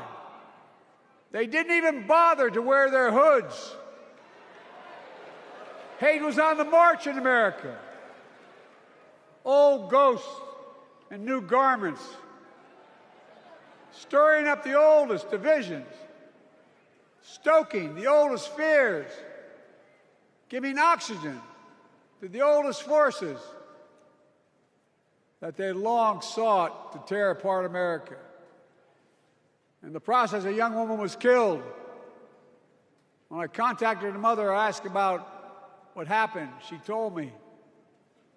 When the president was asked what he thought had happened, Donald Trump said, and I quote, "There are very fine people on both sides.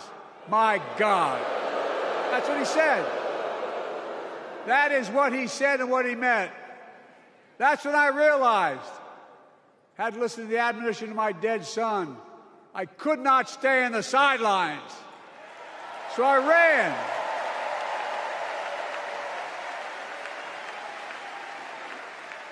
Because I had no intention of running again. I just lost part of my soul. But I ran with a deep conviction. In America, I know and believe in an America where honesty, dignity, decency still matter. An America where everyone has a fair shot and hate has no safe harbor.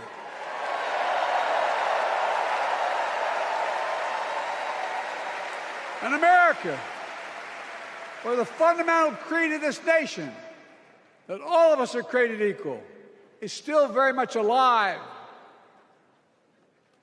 And a broad coalition of Americans joined with me. 81 million voters voted for us. More than any time in all of history. Because of all of you in this room and others, we came together in 2020 to save democracy.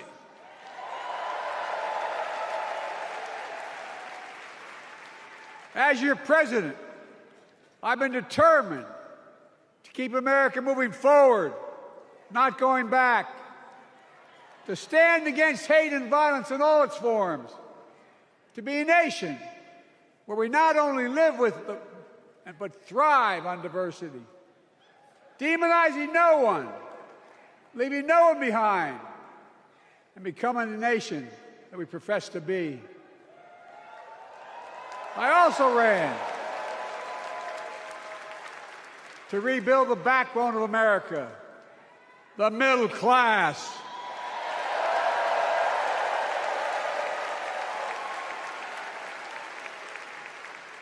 I made a commitment to you that I be a president for all Americans, whether you voted for me or not. We have done that. Studies show the major bills we have passed actually delivered more to red states than blue. Because the job of the president is to deliver to all of America.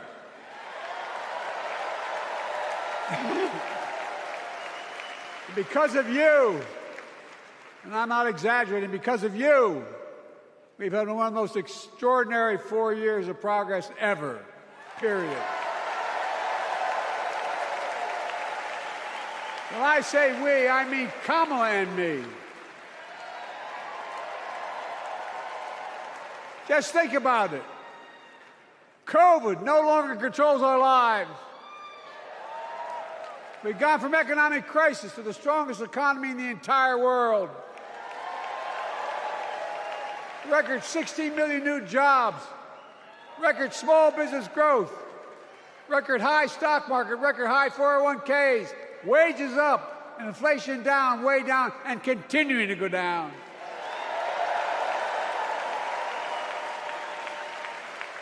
The smallest racial wealth gap in 20 years. And yes, we both know we have more to do, but we're moving in the right direction. More Americans have peace of mind that comes from having health insurance. More Americans have health insurance today than ever before in American history.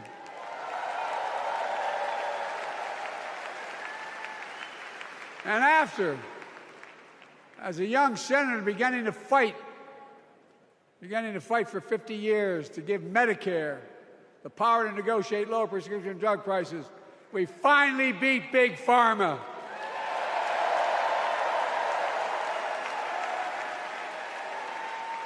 And guess who cast the tie-breaking vote?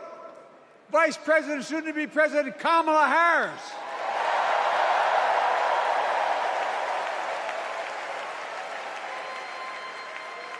And now it's the law of the land.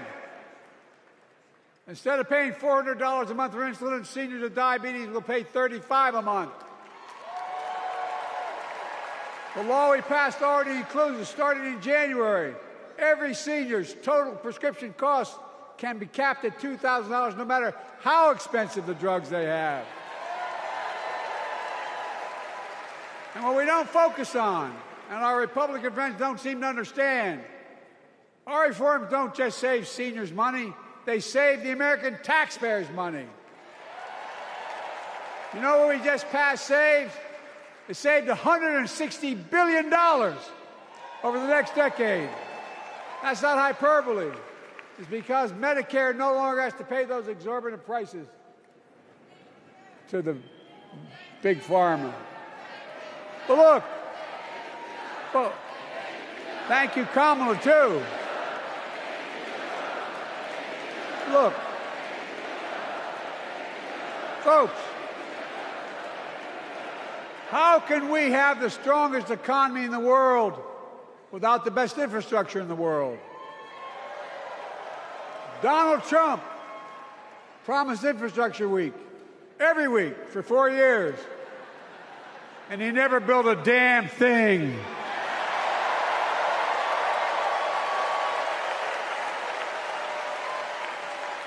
But now, because of what Kamala and I have done, remember we were told we couldn't get it done. Remember when we came into office, we couldn't get anything passed? But right now, we're giving America an infrastructure decade, not week. We're modernizing our roads, our bridges, our ports, our airports, our trains, our buses. We're removing every lead pipe from schools and homes so every child can drink clean water. We're providing affordable high-speed internet for every American, no matter where they live, not unlike what Roosevelt did with electricity. And so much more. We are uniting the country. We're growing our economy. We're improving our quality of life. And we're building a better America.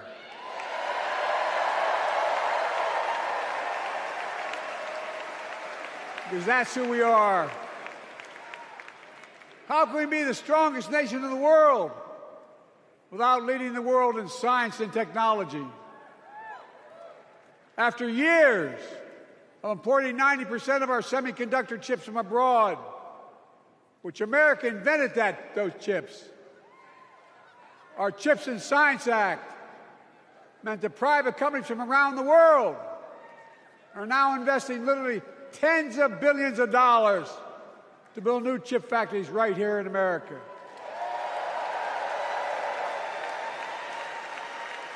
And over that period, they'll create tens of thousands of jobs. And many of those jobs in the so-called fabs, the buildings that make the chips, that's being constructed now. And guess what?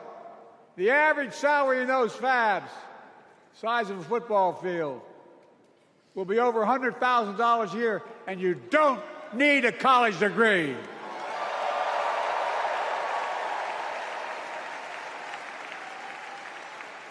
Because of you and so many electeds out there, American manufacturing is back. Where the hell to say we wouldn't lead the world in manufacturing?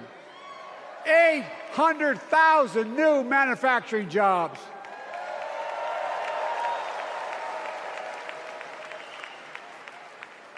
Our Republican friends and others made sure they'd go abroad to get the cheapest labor. We used to import products and export jobs. Now we export American products and create American jobs right here in America, where jobs belong. With every new job, with every new factory, pride and hope is being brought back to communities throughout the country that were left behind. You know you're from them, many of you. You know what it's like when that factory closed, where your mother, your father, your grandmother, grandfather worked. And now you're back, providing once again, proving that Wall Street didn't build America, the middle class built America, and unions built the middle class.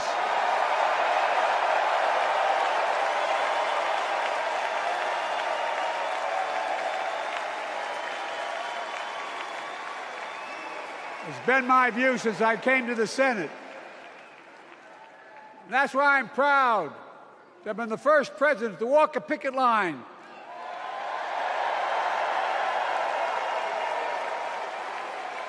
and be labeled the most pro-union president in history, and I accept it. It's a fact.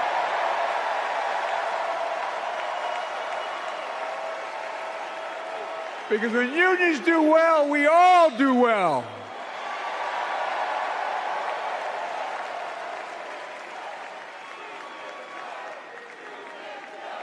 You got it, man.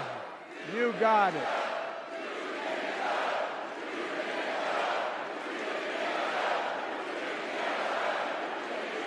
I agree. I'm proud. Look, remember he told we couldn't get anything done because we couldn't get anything done in the Congress? Well, with your support, we passed the most significant climate law in the history of mankind.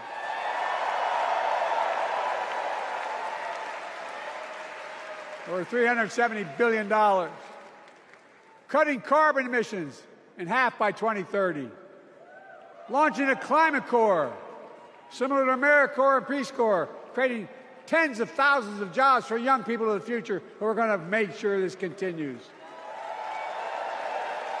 Creating hundreds of thousands of jobs in clean energy for American workers, including the IBEW installing 500,000 charging stations all across America. And in the process, reducing carbon emissions. And we're seeing it.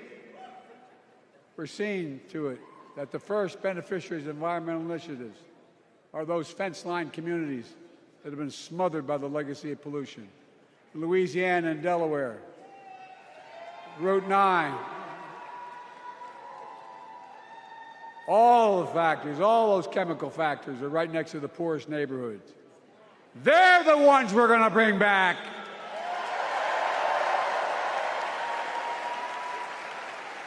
And how? How can we be the greatest nation in the world without the best education system in the world? Donald Trump and the Republican friends, they not only can't think, they can't read very well. Seriously, think about it. Look at their Project 2025. They want to do away with the Department of Education.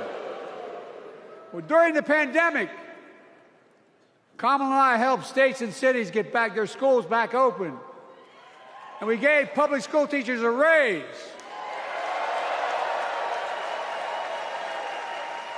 We created apprenticeships with business and the communities, putting students on a path to a good paying job, whether or not they go to college. And by the way, we're making college a hell of a lot more affordable. Increasing Pell Grants by $900.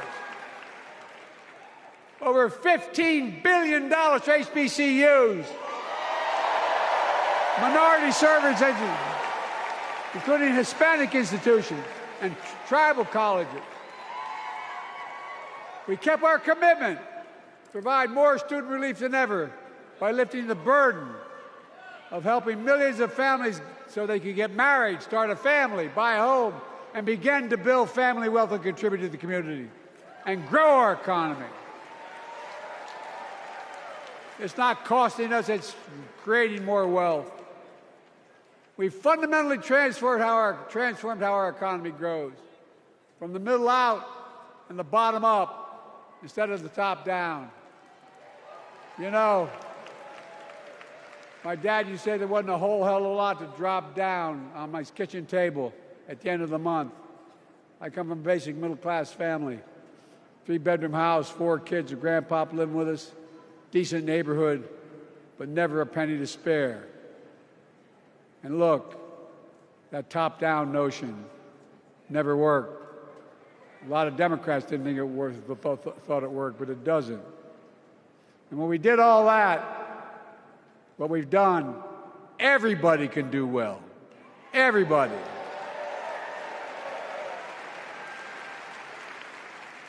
Donald Trump calls America a failing nation. No, I'm serious. But think about this. Think about this.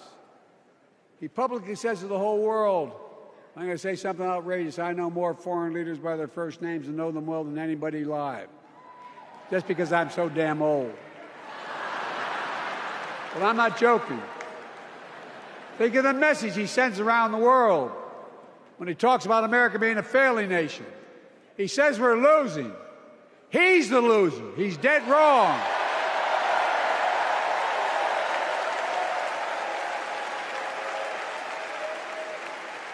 Many of you are very successful people who travel the world. Name me a country in the world that doesn't think we're the leading nation in the world. Without America, not a joke, think about it. I'm being literal. Who could lead the world other than the United States of America? Well, guess what? America's winning, and the world's better off for it. America's more prosperous, and Americans are safer today than we're under Donald Trump. Trump continues to lie about crime in America, like everything else. Guess what? On his watch, the murder rate went up 30%, the biggest increase in history. Meanwhile, we made the largest investment, Kamala and I, in public safety ever. Now, the murder rate is falling faster than any time in history. Violent crime has dropped to the lowest level of more than 50 years. And crime will keep coming down when we put a prosecutor in the Oval Office instead of a convicted felon.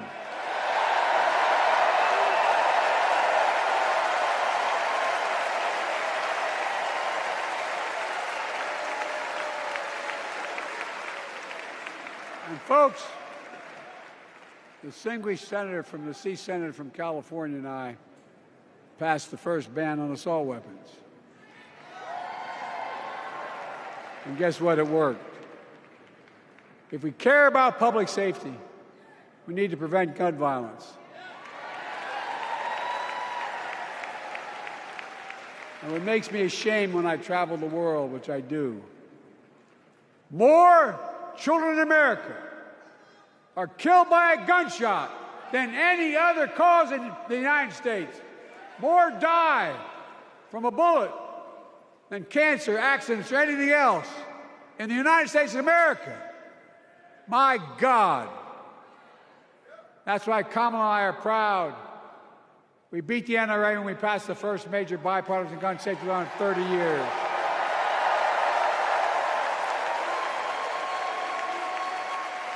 I'm serious.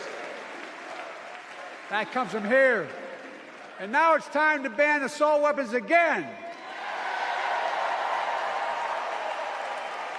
And demand universal background checks.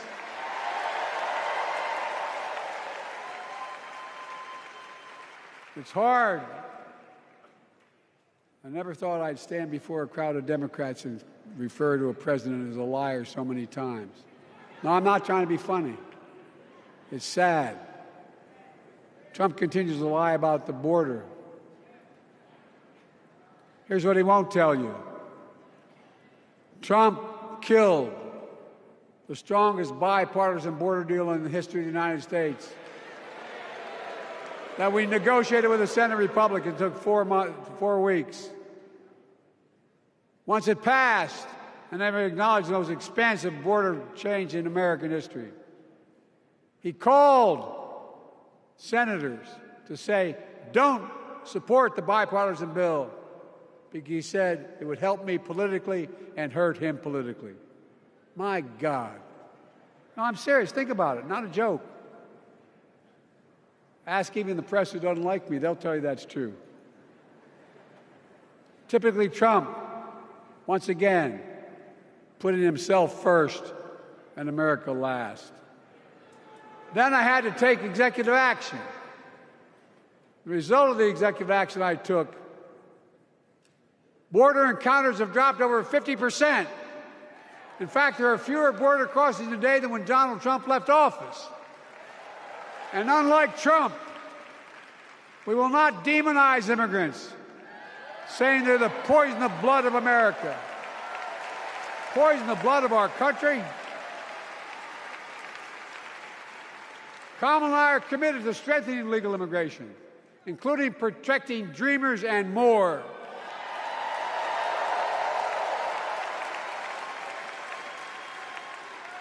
And here's what else I believe in. Protecting your freedom to vote, your freedom to love who you love.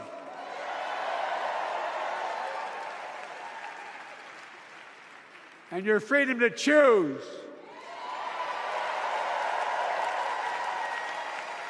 In its decision overturning Roe v. Wade, as you heard earlier tonight, the United States Supreme Court majority wrote the following, quote, women are not without electoral or political power. No kidding.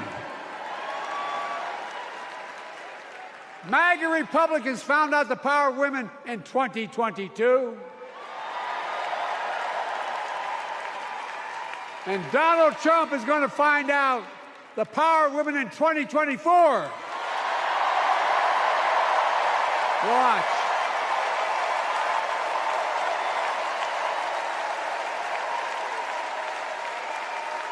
And where Trump and his mega Republican right-wingers seek to erase history, we Democrats continue to write history and make more history. I'm proud to have kept my commitment to appoint the first black woman in the United States Supreme Court.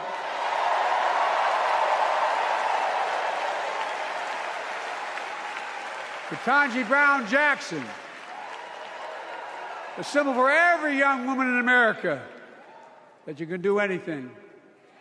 I'm proud that I've kept my commitment to have an administration that looks like America and that taps in to the full talent of our nation. The most diverse cabinet in history, including the first black woman in South Asian descent to serve as vice president. And will soon serve as the 47th president of the United States.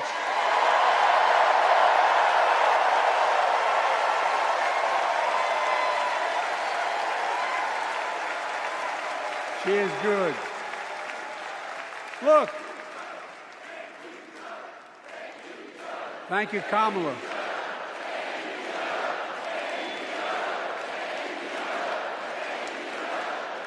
Folks, I've long said we have many obligations as a nation. But I got in trouble years ago for saying I'd make no apologies. We have only one truly sacred obligation: to prepare and equip those we send to war and care for them and their families when they come home and when they don't. That's why I'm so proud to have written and signed the PACT Act, one of the most significant laws ever, helping veterans and their families exposed to toxic materials like burn pits in Agent Orange. I was around during the Vietnam War. It's hard. Nobody was able to prove that there's illness was a consequence of Agent Orange. And no one was able to prove initially that because they lived in burn pits like my son lived next to in Iraq for a year, that is the cause of their illness. But because of the PACT Act, a surviving spouse with 2 children is now eligible for a stipend of about $3,000 a month. And those children who lost a parent are eligible for tuition benefits to go to college and to get job training. It's already helping over 1 million veterans and their families just so far. Well, I love them, and I'm so proud of my son's service. We get it. But guess who doesn't get it and doesn't respect our veterans? We know from his own chief of staff, the 4-star General John Kelly, that Trump, when in Europe, would not go to the grave sites in France. The brave service members who gave their lives to this country. He called them suckers and losers. Who in the hell does he think he is? Who does he think he is? There's no words for a person. They are not the words of a person not worthy of being commander-in-chief. Period. Not then, not now, and not ever. I mean that. I mean that from the bottom of my heart.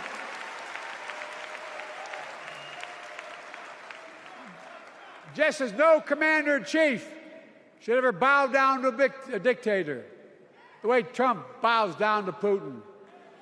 I never have, and I promise you, Kamala Harris will never do it. Will never bow down. When Trump left office, Europe and NATO was in tatters. Not a joke. America First doctrine changed our whole image in the world. Well, they gave the hours, about 190 hours sum total, me and my counterparts who are heads of state in Europe, to strengthen NATO. We did.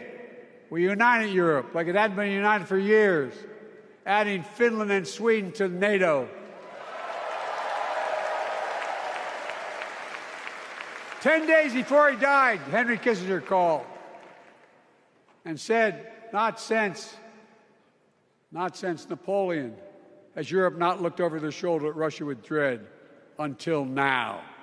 Until now. Well, guess what? Putin thought he'd take Kyiv in 3 days. 3 years later, Ukraine is still free.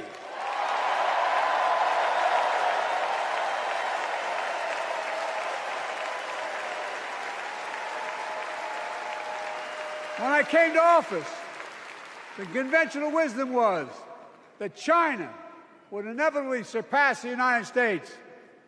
They haven't noticed. No one's saying that now.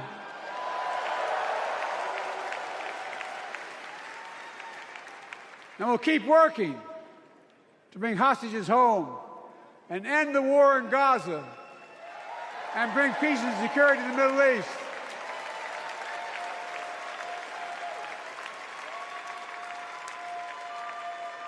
As you know, I wrote a peace treaty for Gaza. A few days ago, I put forward a proposal that brought us closer to doing that than we've done since October 7th. We're working around the clock, my Secretary of State, to prevent a wider war and reunite hostages with their families and surge humanitarian health and food assistance into Gaza now. To end the civilian suffering of the Palestinian people. And finally deliver a ceasefire and end this war.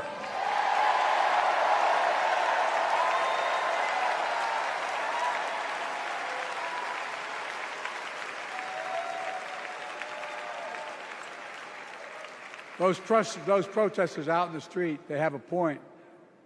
A lot of innocent people are being killed on both sides. Just as we worked around the clock to bring home wrongfully detained Americans and others from Russia in one of the most complicated swaps in history, but they're home. Kamala and I are going to keep working to bring all Americans wrongfully detained around the world home. I mean it. Folks, I've got 5 months left in my presidency. I've got a lot to do. I intend to get it done.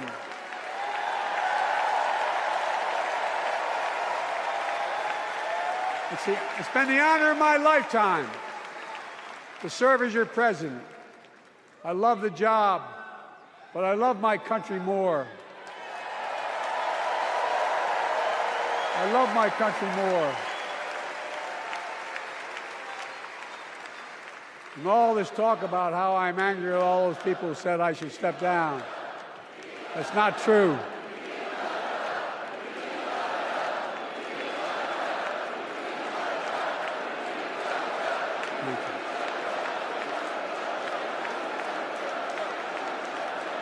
I love my country more, and we need to preserve our democracy. In 2024, we need you to vote. We need you to keep the Senate. We need you to win back the House of Representatives.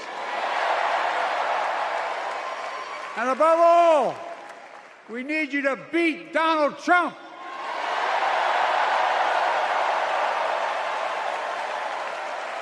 And elect Kamala and Tim,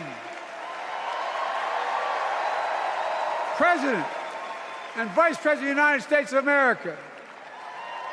Look, they'll continue to lead America forward, creating more jobs, standing up for workers, growing the economy, lower the cost to American families so they just have a little more breathing room. We've made incredible progress, but we have more work to do. And Kamala and Tim will continue to take on corporate greed and bring down cost of food. They'll keep taking on Big Pharma, making insulin $35 a month, not just for seniors, but for everyone in America. And capping prescription drug costs at a total of $2,000, not just for seniors, but for everyone. And folks, that's going to save America again tens of billions of dollars. Folks, they'll make housing more affordable,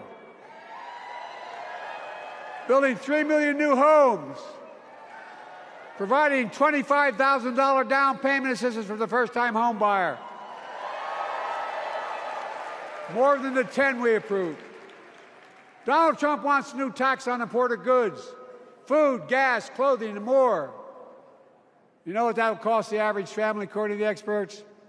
$3,900 a year in a tax. No, it's a fact. Kamala and Tim will make the child care tax credit permanent.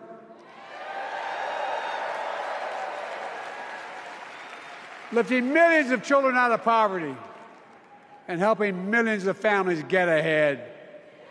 But you know what Trump has? He created the largest debt any president had in 4 years with his $2 trillion tax cut for the wealthy. Well, Trump has a new plan.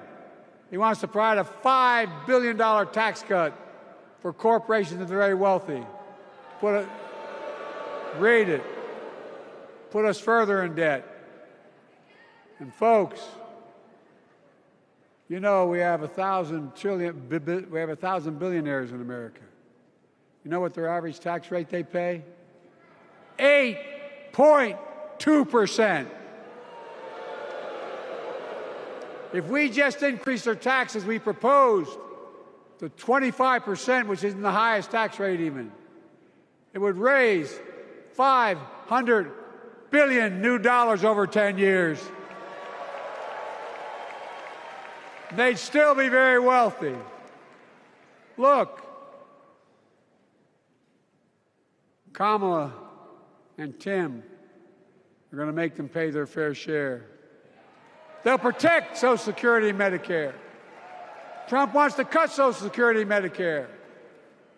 Kamala and Tim will protect your freedom. They'll protect your your right to vote. They'll protect your civil rights. And you know Trump will do everything to ban abortion nationwide. Oh, he will. You know, Kamala and Tim will do everything they possibly can. That's why you have to elect a Senate and a House to restore Roe v. Wade.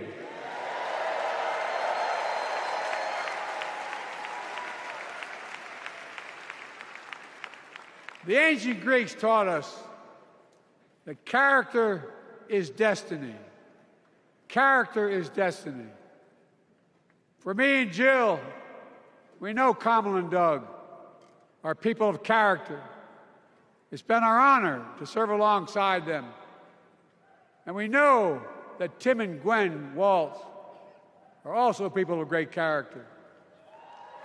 Selecting Kamala was the very first decision I made when I became our nominee. And it was the best decision I made my whole career.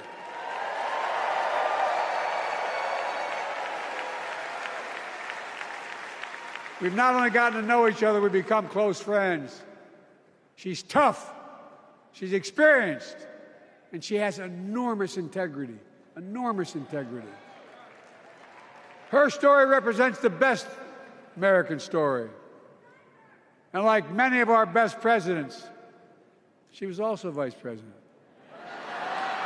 That's a joke.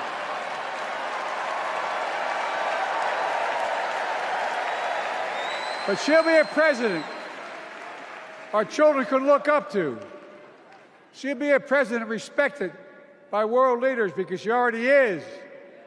She'll be a president we can all be proud of. And she will be an historic president who puts her stamp on America's future.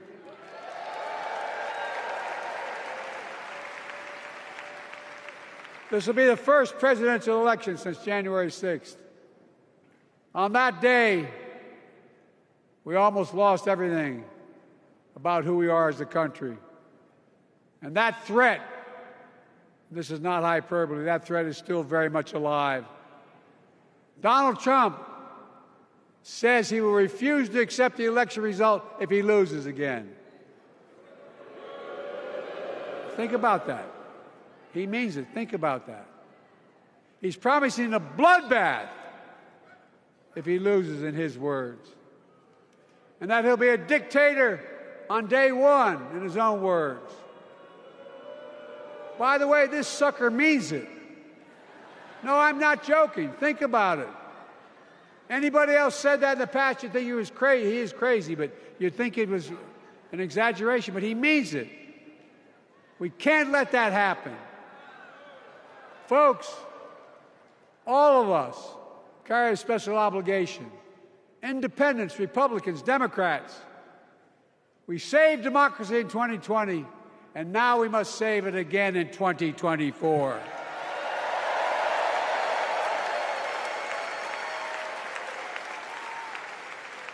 The vote of each of us cast this year will determine whether democracy and freedom will prevail. It's that simple. It's that serious. And the power is literally in your hands. History is in your hands. Not hyperbole. It's in your hands. America's future is in your hands.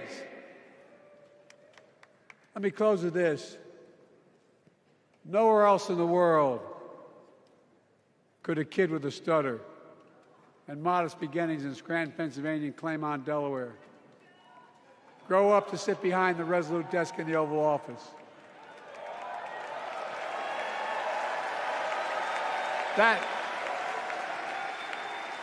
That's because America is and always has been a nation of possibilities. Possibilities. We must never lose that. Never. Kamala and Tim understand that this nation must continue to be a place of possibilities, not just for the few of us, but for all of us. So join me in promising your whole heart to this effort, and where my heart will be. I promise I'll be the best volunteer Harrison Waltz has Cam ever seen.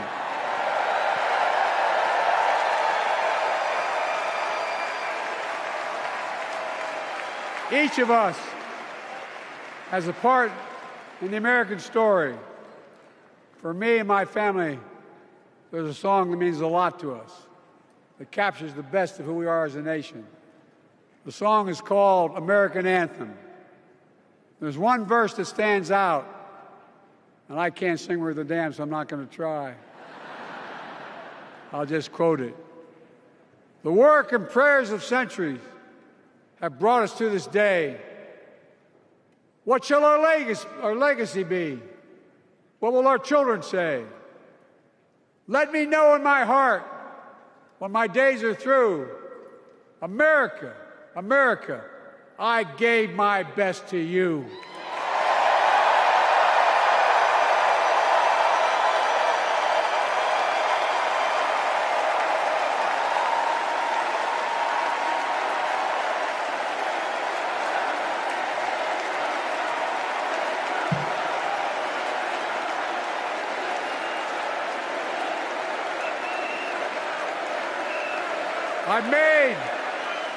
I've made a lot of mistakes in my career, but I gave my best to you. For 50 years, like many of you, I've given my heart and soul to our nation. And I've been blessed a million times in return with the support of the American people. I've either been too young to be in the Senate because I wasn't 30 yet, and too old to stay as president. But I hope you know how grateful I am to all of you. I can honestly say, and I mean this from the bottom, give you my word as a Biden, I can honestly say I'm more optimistic about the future than I was when I was elected as a 29-year-old United States Senator. I mean it. Folks, we just have to remember who we are. We're the United States of America.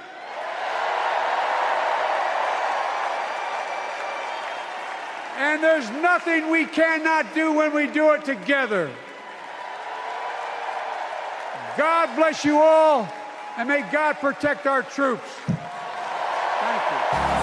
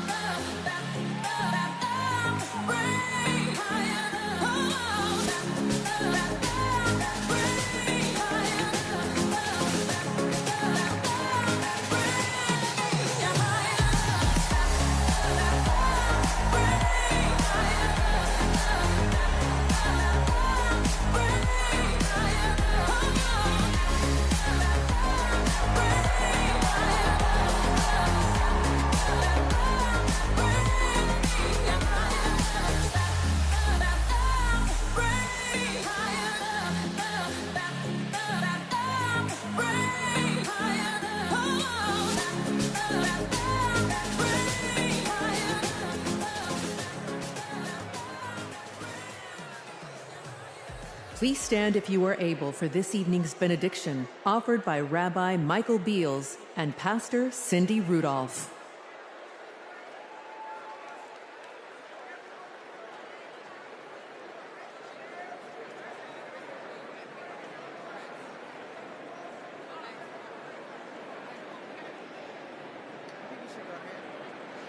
Tonight's convention theme, For the People, hints at the inclusive, bridge-building messages and policies the Democratic Party will require to succeed not only in November, but long after that.